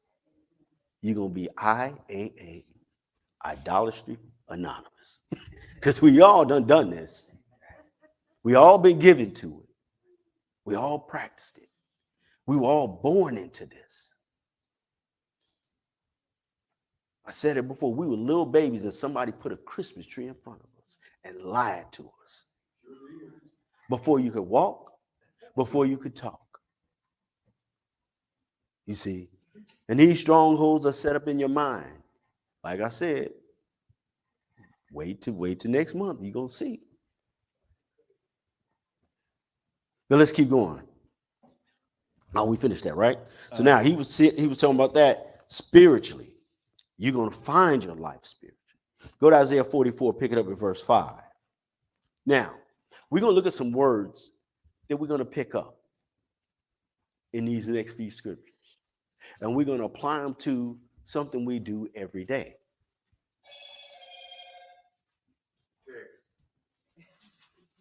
I'm glad that happened because that's what we're going to address. Isaiah 44, verse 5. Go ahead. One shall say, I am the Lord's, and another shall call himself by the name of Jacob. So this person have found his life, right? And he lost the old life. So the stuff he used to do, he's not doing anymore, right? He going to say, I am the Lord's, and shall call itself by the name of Jacob. Go ahead. And another shall subscribe with his hand unto the Lord. Another going to subscribe with his hand unto the Lord, right? And what is he going to say? And surname himself by the name of Israel. And he going to surname himself by the name of Israel. This person have given his life over to the truth and to the Lord, right? But he subscribed this with what? With his hand unto the Lord. What do you subscribe to? Every time you pick up that phone, what are you subscribing to? Are you subscribing to the Lord or to something else? See, these are practices we do every day. And we forget about God. And we get tied up into social media and into that idol that we carry in our pocket. Because it is a device that came forth out of man's mind. And it uses all aspects of imagery to entice you, to draw you in, to get your attention, to make you covet, to get you to commit idolatry. Anything that you serve, worship, and value more than God is an idol. We got to look at it like that. But we have to understand also, we ain't going to be fanatical about this. Everything that was good is good when you use it for that purpose. It's only when it becomes excessive and compulsive and it takes over your life do we become an error of things.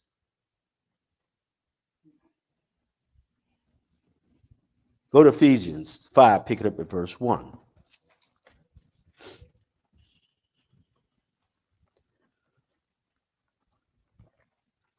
And every time you pick up that phone and you get interested in something and you want to keep track of something, what do?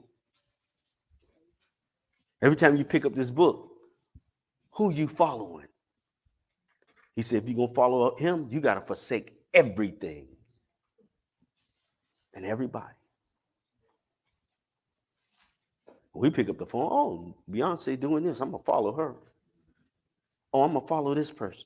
I'm going to follow that person. Are you following after Christ? Or are you following after man? Go ahead. Ephesians 5, verse 1. Be ye therefore followers of God. That's who you're supposed to follow. Before you follow anybody else, you follow him. Go ahead. As dear children. As dear children. Children turn to their parents for everything, for information, for safety, for nurturing, for strength, for guidance. Who do we turn to for information? Or what do we turn to for information? 1 Timothy 6, verse 11. 1 Timothy 6, verse 11.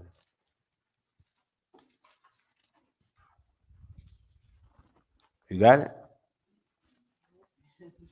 1 Timothy 6, verse 11.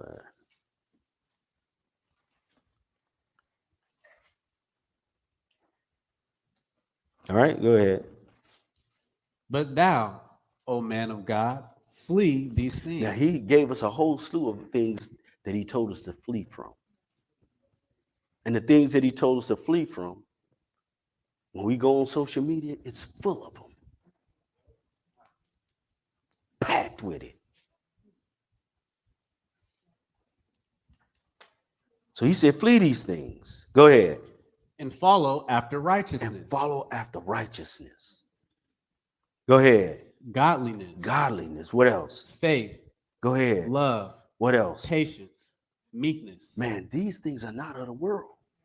These things are of God. And that's who you follow, not man. I don't care what they got going on. Most of the time, it's a bunch of drama and falsehood. Skip down to verse, well, we're going to go to Deuteronomy 13, pick it up at verse 6.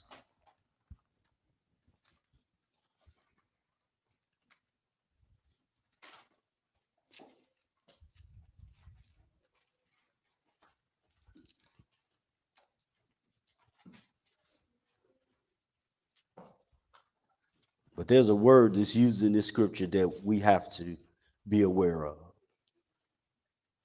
Deuteronomy 13, verse 6. Go ahead. If thy brother, the son of thy mother, or thy son, or thy daughter, or the wife of thy bosom, or thy friend, which is as thy own soul. So these are all the people that's the closest to you, right? Mm-hmm. But these are the people that the Lord said, if you love them more than me, you ain't worthy of me. Right. So now, if these people do this, what is it? Entice thee secretly. So he used that word, entice you. Oh, there's a lot of things that entice us in this world. And he uses imagery to entice you. That could be music. It could be visual. It could be for taste. You see what I'm saying? It could be physical contact. All of these things entice you. And this is what marketing and advertising is about. But also people. So if they entice you, saying, what they say? Let us go and serve other gods, which thou hast not known, thou nor thy fathers. Now we know that other gods is idols. And idols could be more than just a physical thing. You see. Go ahead. Namely, of the gods of the people which are round about you. Go ahead. Nigh unto thee, or far off from thee, from the one end of the earth even unto the other so end that's of the anything earth. That has ever been created. Anything in this world or anybody. Whatever's in the imagination of the mind. What did he say? Thou shalt not consent unto him. He said you ain't supposed to consent unto him. You know what that word consent means?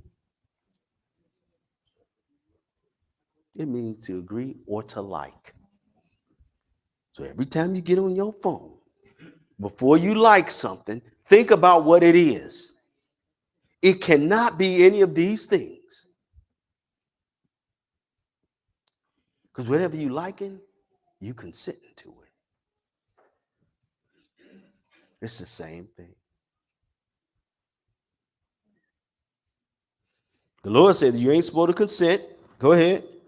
nor hearken Don't unto him, listen. Go ahead. neither shall thine eye Don't him, pity. Go ahead. neither shalt thou spare. Wait a minute.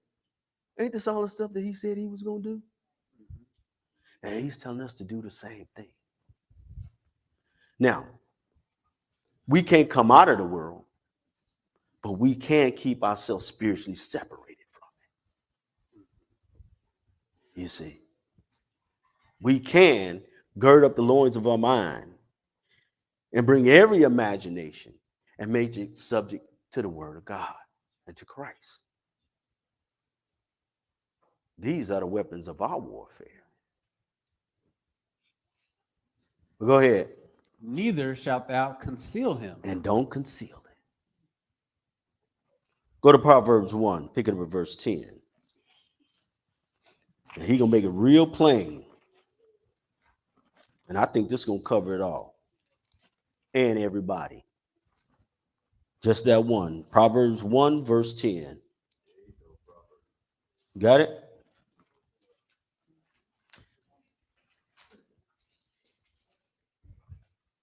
All right? Go ahead. My son, if sinners entice thee. Wait a minute. He said, if sinners entice you, that's all of them.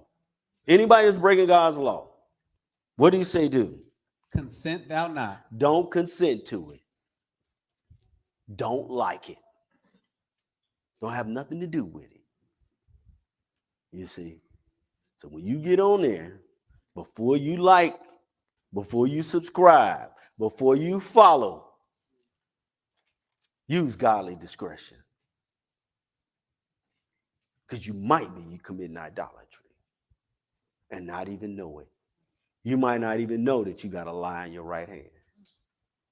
Remember, the Lord said these people were unaware of it.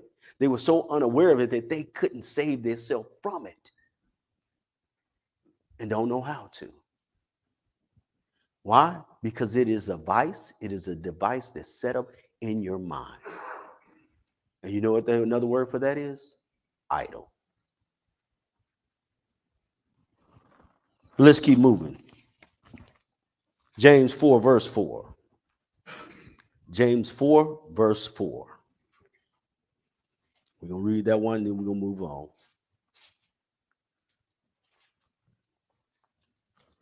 There's another word in here that we do a lot.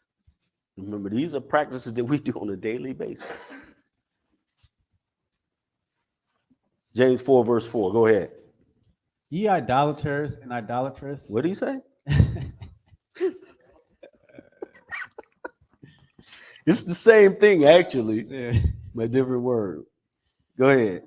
Know ye not that the friendship of the world is enmity with God? Friendship with the world is enmity against God. Go ahead. Whosoever therefore will be a friend of the world is the enemy of God. So whoever is a friend of the world is an enemy against God. You see? So now, before you make anybody your friend on the internet, on social media, check out who they're aligned with. And remember this scripture. Friendship with the world is enmity against God. Where are they mind at? Who do they serve? Who do they worship? What are they bowing down to? What do they treasure? If sinners entice thee, consent not. Don't like it. Don't share it. Go to Philippians 4. Pick it up at verse 4. Philippians 4, verse 4.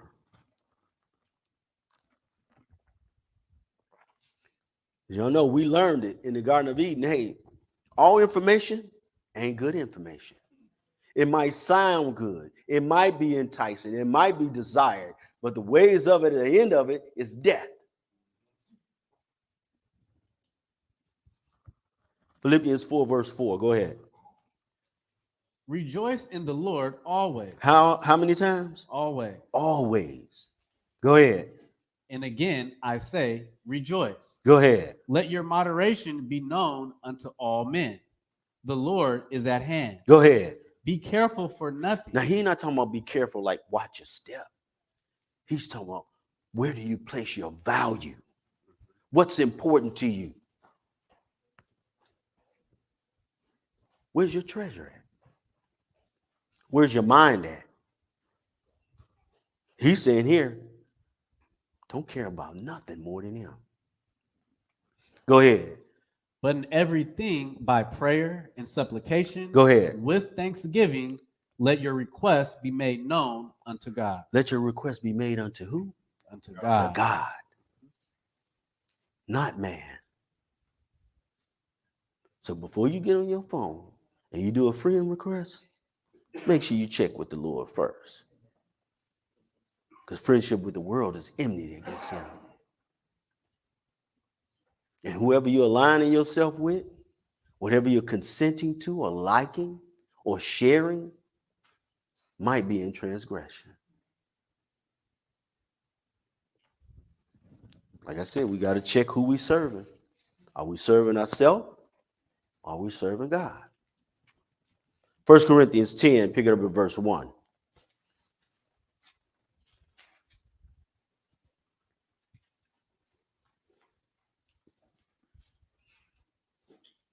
Now he's going to start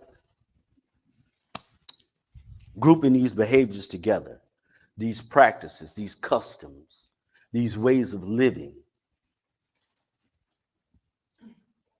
And we have to pay attention to it. 1 Corinthians 10, verse 1. Go ahead. Moreover, brethren, I would not that you should be ignorant how that all our fathers were under the cloud and all passed through the sea. He said he don't want us to be ignorant of this. He took us all the way back to when we first came out of Egypt, right? And we saw what we did. Go ahead. And were all baptized unto Moses in the cloud and in the sea. Go ahead. And did all eat the same spiritual meat.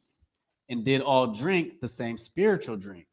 For they drank of that spiritual rock that followed them, and that rock was Christ. Now this is a warning. They had the Lord there with them physically. They had all the lively oracles, all of the, they saw all the miracles, yet they still fell to idolatry. You see, they saw the power of God. There's nothing, the one thing that stood out to me is this. It wasn't even to turn into seas of blood. That the Lord gave Israel light and he put Egypt in darkness. And the darkness was so thick that they chewed their tongues. That's the type of God we serve. He can make it so dark that it hurt. That's some darkness, ain't it? Now imagine this. What if he did that to us spiritually?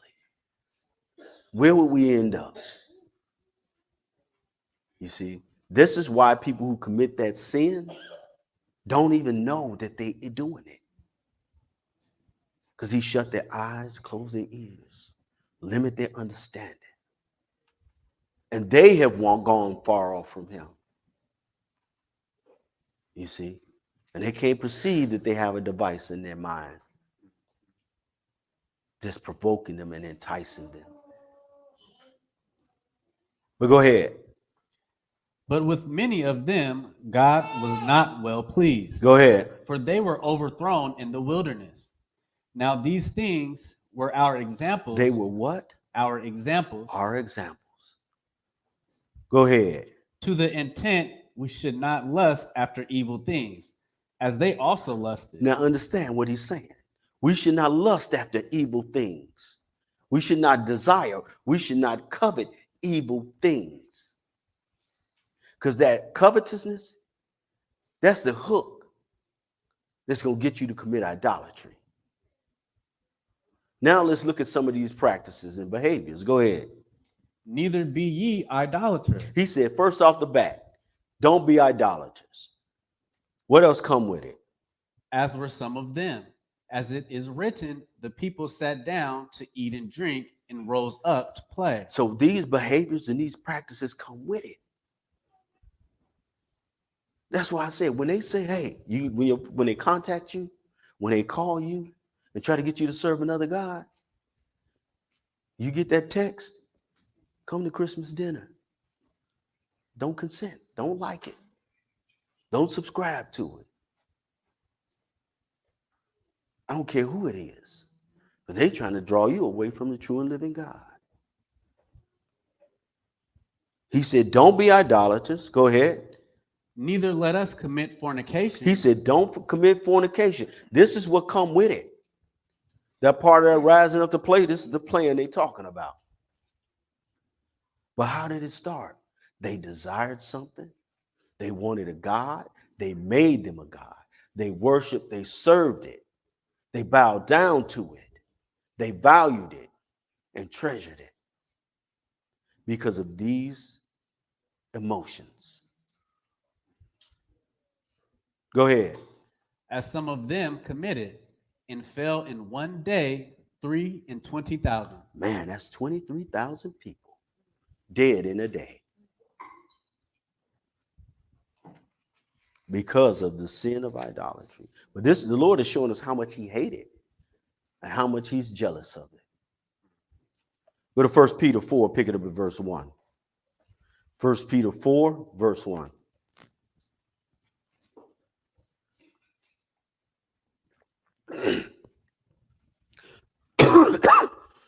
Now that was our example.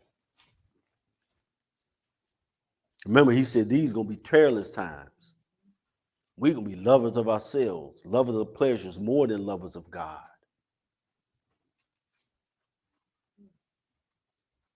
1 Peter 4, verse 1. Go ahead. For as much then as Christ has suffered for us in the flesh, arm yourselves likewise with the same mind. So this is the sacrifice of righteousness. Go ahead. For he that hath suffered in the flesh has ceased from sin, that he no longer should live the rest of his time in the flesh to the lust of men. See, this is what we should not be doing. Live in this time, the rest of our time. I don't care what we've been doing. Today, at this point, now that we know what it is and how it's been getting us, can't live according to that rule. To the flesh, the lust of men. Go ahead. But to the will of God. But that's what we should live to. The will of God, not our own will. Because if we go by our own will, we serving ourselves. We loving ourselves more than we love God. Go ahead. For the time past of our life may suffice us to have wrought the will of the Gentiles. Go ahead. When we walked in lasciviousness. We used to. Go ahead. Lust. What else?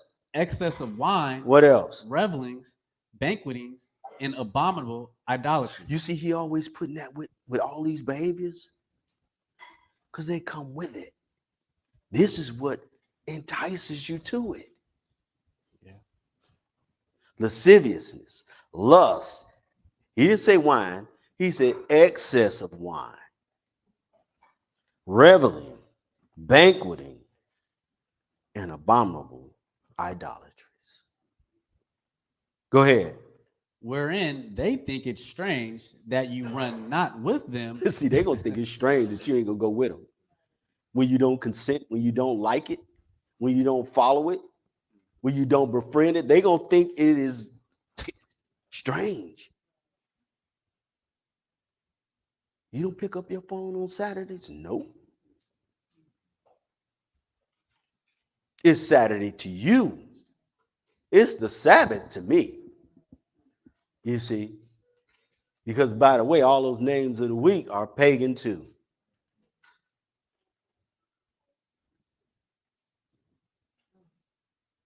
Go ahead.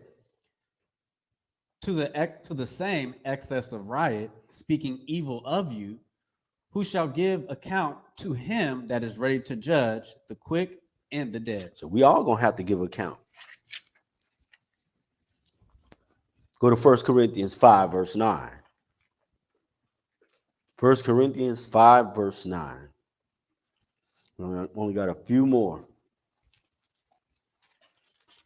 Few more scriptures. You know, 10 is just a few to me.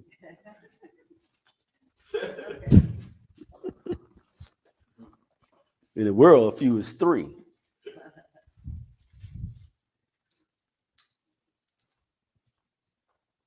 No, we only got 4 more. 1 Corinthians 5, verse 9. Go ahead. I wrote unto you in an epistle not to company with fornicators. So he said he wrote to them not to company with fornicators, right? Go ahead. That's spiritual and physical. Go ahead.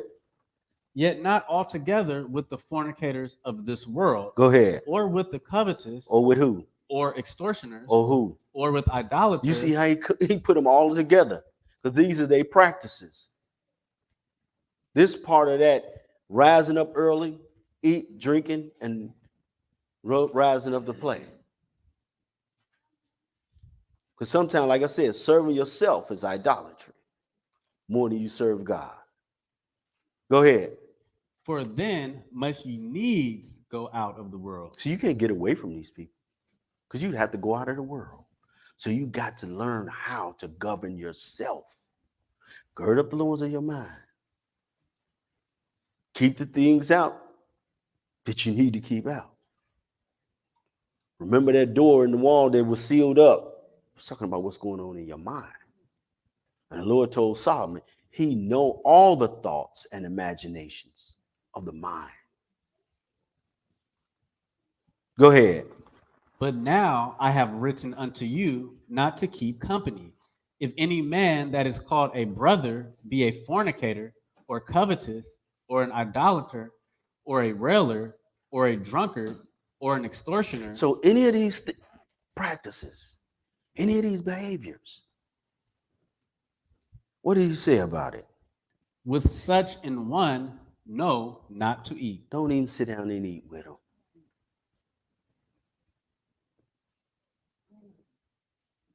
But you can't go out of this world, so you got to learn how to live around them. And see, all of us that know the truth, we're supposed to be the light in the darkness. We're supposed to be the ones that live the example, so that they cannot just imagine God, they can see him in us. And the book is going to tell us that. But go ahead. For what have I to do to judge them also that are without? Do not ye judge them that are within? Go ahead. But them that are without, God judges. The Lord going to judge them, just like he going to judge the ones that are within. When he told them to start, he said, start at my house. Go ahead. Therefore, put away from among yourselves that wicked person. He said, therefore, put away from among yourselves that wicked person. Now, we got to understand this. Where we going to start? In our temple, in our house. We start this with ourselves. This is what he's talking about. The person that lose his life shall find it. That wicked person that we see in the mirror with all of the behaviors that we just read about, put that away from us. All of it. Go to Ephesians 5, pick it up at verse 3.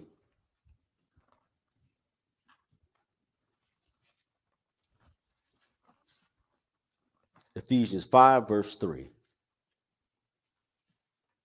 All right.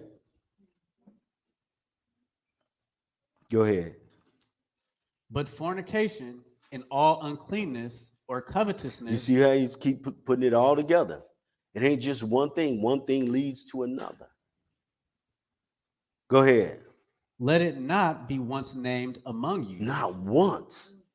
Go ahead. As becometh saints. If you want to become a saint, you got to put this away from you. Go ahead. Neither filthiness, nor foolish talking, nor jesting, which are not convenient, but rather giving of thanks. Go ahead. For this ye know, that no whoremonger, nor unclean person, nor covetous man, who is in idolatry. Now you see how he put that? Because they come together. He said, no whoremonger, nor unclean person. He's talking about spiritually unclean. Nor covetous man, who is an idolater. Go ahead. Hath any inheritance in the kingdom of Christ and of God. You ain't got no inheritance in the Son's kingdom or in the Father's kingdom. So that means you're going to be without. You're going to be cast off forever. The only other place is the lake of fire. Go ahead. Let no man deceive you with vain words. He said, don't let no man deceive you with vain words. That's part of that imagery. It was also language, the rhythm of songs, the behavior. Don't let nobody deceive you. Go ahead. For because of these things cometh the wrath of God upon the children of disobedience. And if you ain't being disobedient, you ain't got nothing to worry about, do you? But if you are being disobedient, you're going to get the wrath of God. Go ahead.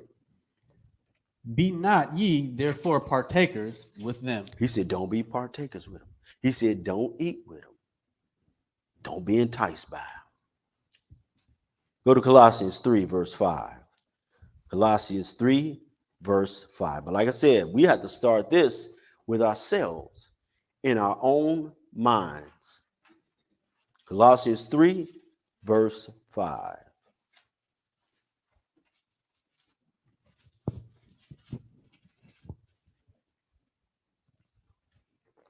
All right, go ahead.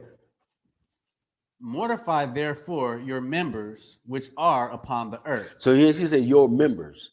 Now remember, all of those five senses that imagery was enticing was the sight, the hearing, the taste, the touch. Sight, hearing, taste, touch. Just one more.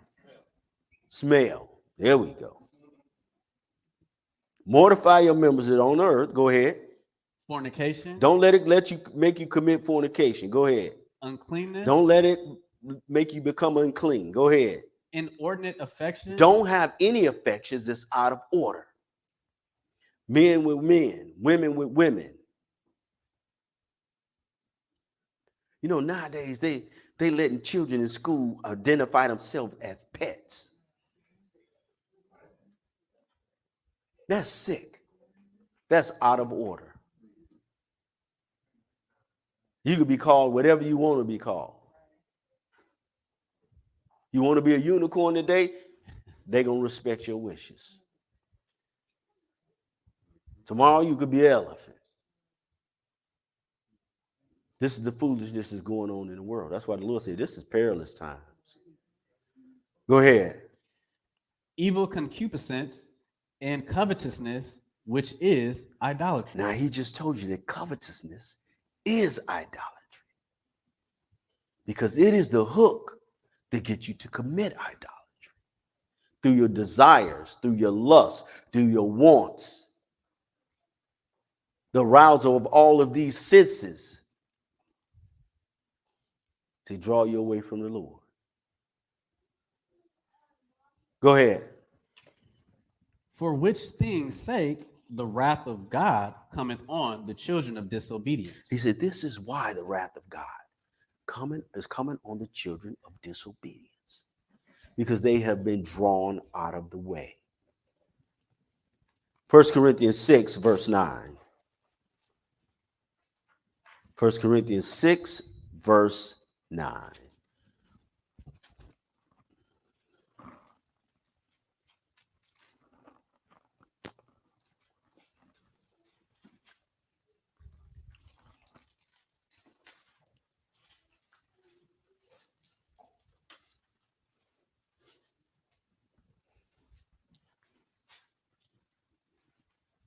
See, we think that, idolatry is just making an image and worshiping it and serving it. But we see now that it's more than that. It's something that's in our mind. How we think, how we behave, what we give ourselves over to.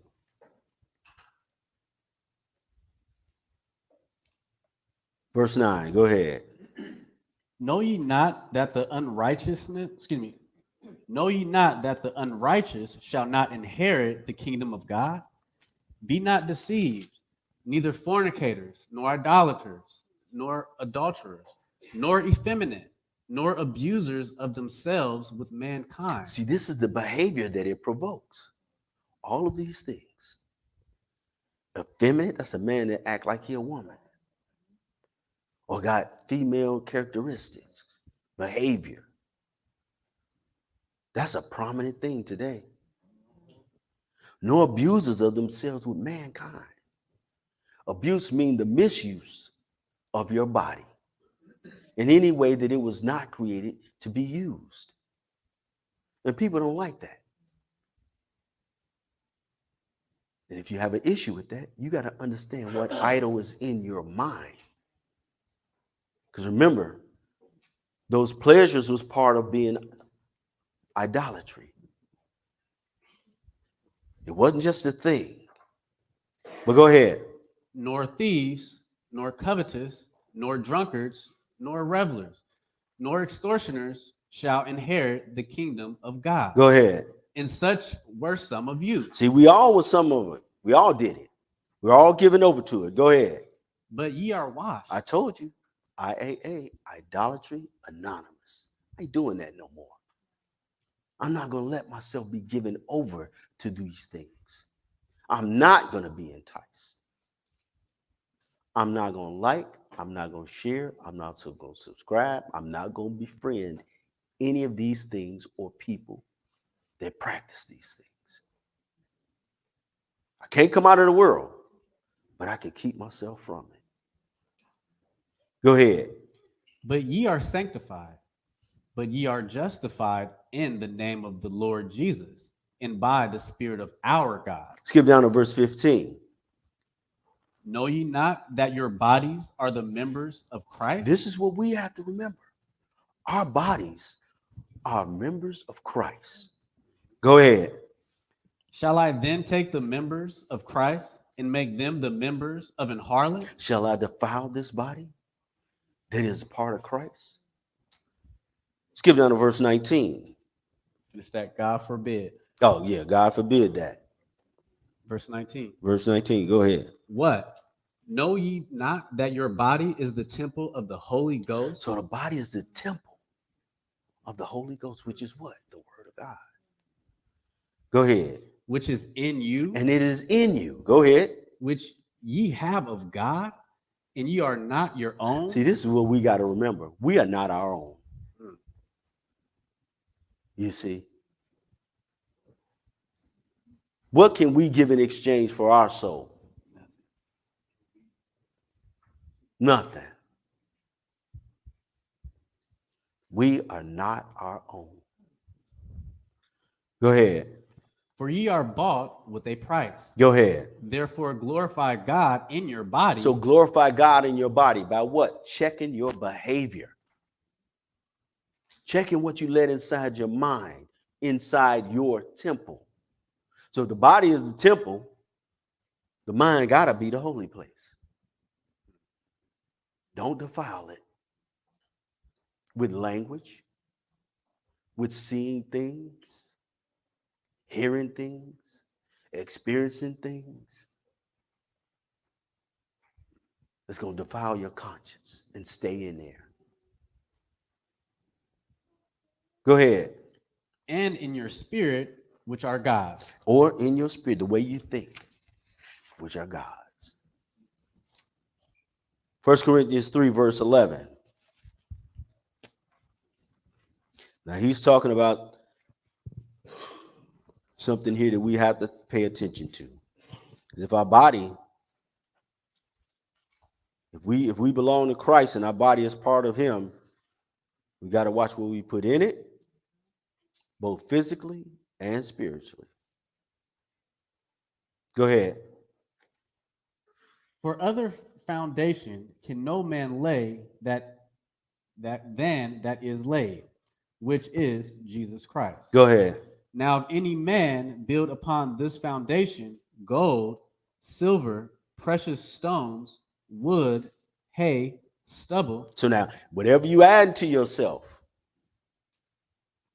got to be aware of it. Go ahead. every man's work shall be made manifest. It's going to be made manifest. Go ahead. For the day shall declare it, because it shall be revealed by fire. Go ahead. And the fire shall try every man's work of what sort it is. And it's going to try all of our works of what sort it is. Go ahead.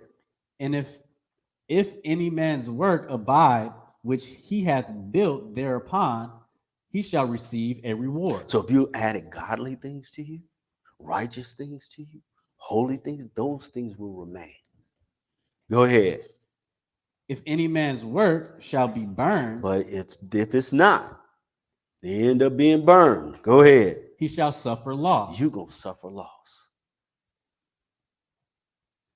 Remember, he said these things will be made manifest. The Lord going to show you through his word where you're wrong at, what you need to work on, things we need to clean up. He going to show it to us. He going to try our works. And if they should be burned, then they can be burned. Go ahead. But he himself shall be saved. But the man himself will be saved. Why? Because you should change. All the things, the behaviors that he showed us. All these things that we know that are idolatry now. We have to separate ourselves from them things. Go ahead. Yet so as by fire. Know ye not that ye are the temple of God, and that the Spirit of God dwelleth in you? Now, he's telling us plainly, you the temple of God. If my word dwell in you, you can't do this. Go ahead. If any man defile the temple of God, him shall God destroy. I can't put it no plainly. This is why the wrath of God come on the children of disobedience. Plainly, if any man defile the temple of God, God shall destroy. Go ahead. For the temple of God is holy, which temple ye are. So we can't be partakers with this. We have to do everything in moderation. Don't be overconsumed with things. Nothing more than you are, more than you serve God, or nobody more than you serve God. Go to 2 Corinthians 6, verse 14. 6, verse 14.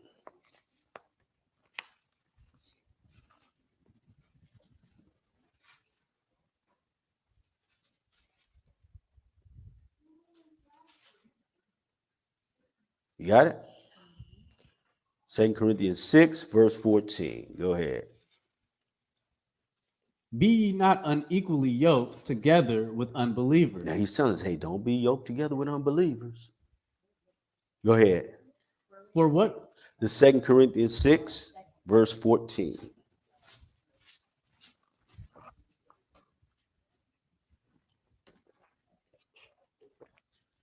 Second Corinthians 6, verse 14.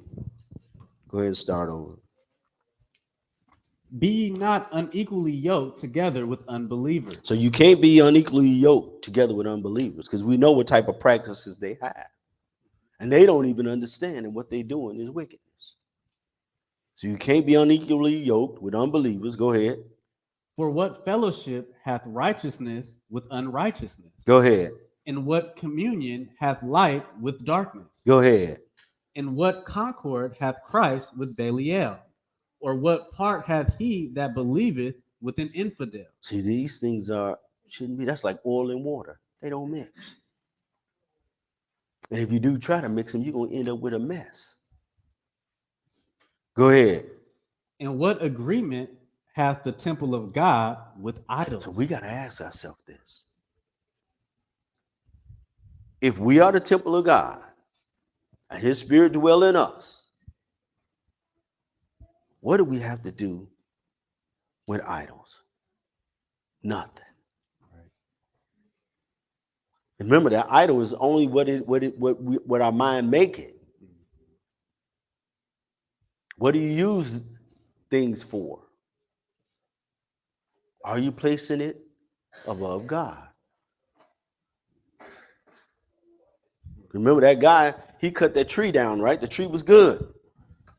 He warmed himself with it. He used it for something good. He made his food with it. Used it for something good. Then he made it into an idol and called it a god. Bowed down to it, served it, and worshiped it. See, it's all in the use of things, and that comes from our mind. So where is the idol? It's in our head. And we bring it out into reality. Go ahead. For ye are the temple of the living God, as God hath said, I will dwell in them and walk in them, and I will be their God, and they shall be my people. Go ahead. Wherefore, come out from among them. He said, come out from among them. Go ahead. And be ye separate, Be separate. Go ahead. saith the Lord. Go ahead. And touch not the unclean thing. He said, don't touch the unclean thing. Go ahead. And I will receive you. See, this is talking about spiritually.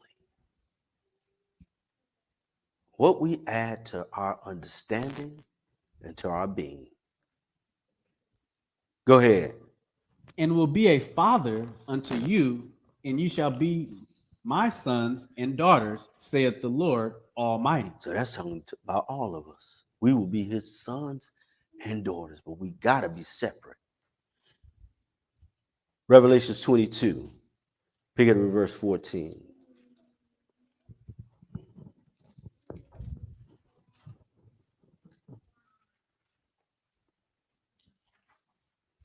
Now, a couple of times he said certain things. He said, if you do these things, I will blot your name out from under heaven. He said, I will cast you off. We're going to see what he's talking about. Remember, you ain't going to have no part in the kingdom of the Son or the Father. There's only one place left. Revelation 22, verse 14. Go ahead. Blessed are they that do his commandments, that they may have right to the tree of life, and may enter in through the gates into the city. So now that's the kingdom, right? Go ahead. For without our dogs. So now this is without our dogs. He's not talking about animal dog. He's talking about the dog that abuses himself with mankind. And that come forth out of what? Out of lust and desires and their behavior. Which is where? In their mind. Go ahead. And sorcerers. Go ahead. And whoremongers. Go ahead. And murderers. And idolaters. And whosoever loveth and maketh a lie. So all of these people gonna have their part in that lake of fire. Go to Revelation 21, pick it up at verse 7.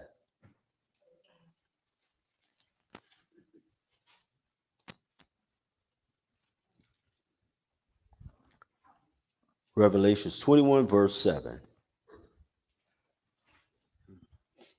We only got one more place after this. We almost there. But almost in the kingdom ain't in the kingdom, is it? Right. 21, verse 7. Go ahead. He that overcometh shall inherit all things. So the key word is overcome, right? You don't overcome things that's easy, do you? You don't overcome things that's pleasurable, do you? You overcome things that try you, that stretch you, that make you change, that challenge you. Those are things that you overcome. And yourself. Remember the self-willed person, the pride, boasters, lovers of pleasure more than lovers of God. That person. Go ahead. And I will be his God, and he shall be my son. Go ahead. But the fearful But the ones that scared, go ahead. and unbelieving, The ones that ain't got no faith, go ahead. and the abominable, Go ahead. and murderers, and whoremongers, and sorcerers, and idolaters, and all liars. That's complete, ain't it? All liars. The worst liar is the liar that lied to himself. And if we deny these things, what are we doing? We lying to ourselves. Go ahead. Shall have their part in the lake which burneth with fire and brimstone, which is the second death. Remember that guy said, I've seen the fire. You don't see the fire. But this fire gonna last forever. Remember, he said, I will cast you off forever. This is where he's talking about. Now, the Lord's going to just make it real plain and simple for us. 1 John 5, verse 21. And we done. 1 John 5, verse 21. You got it? Everybody got it?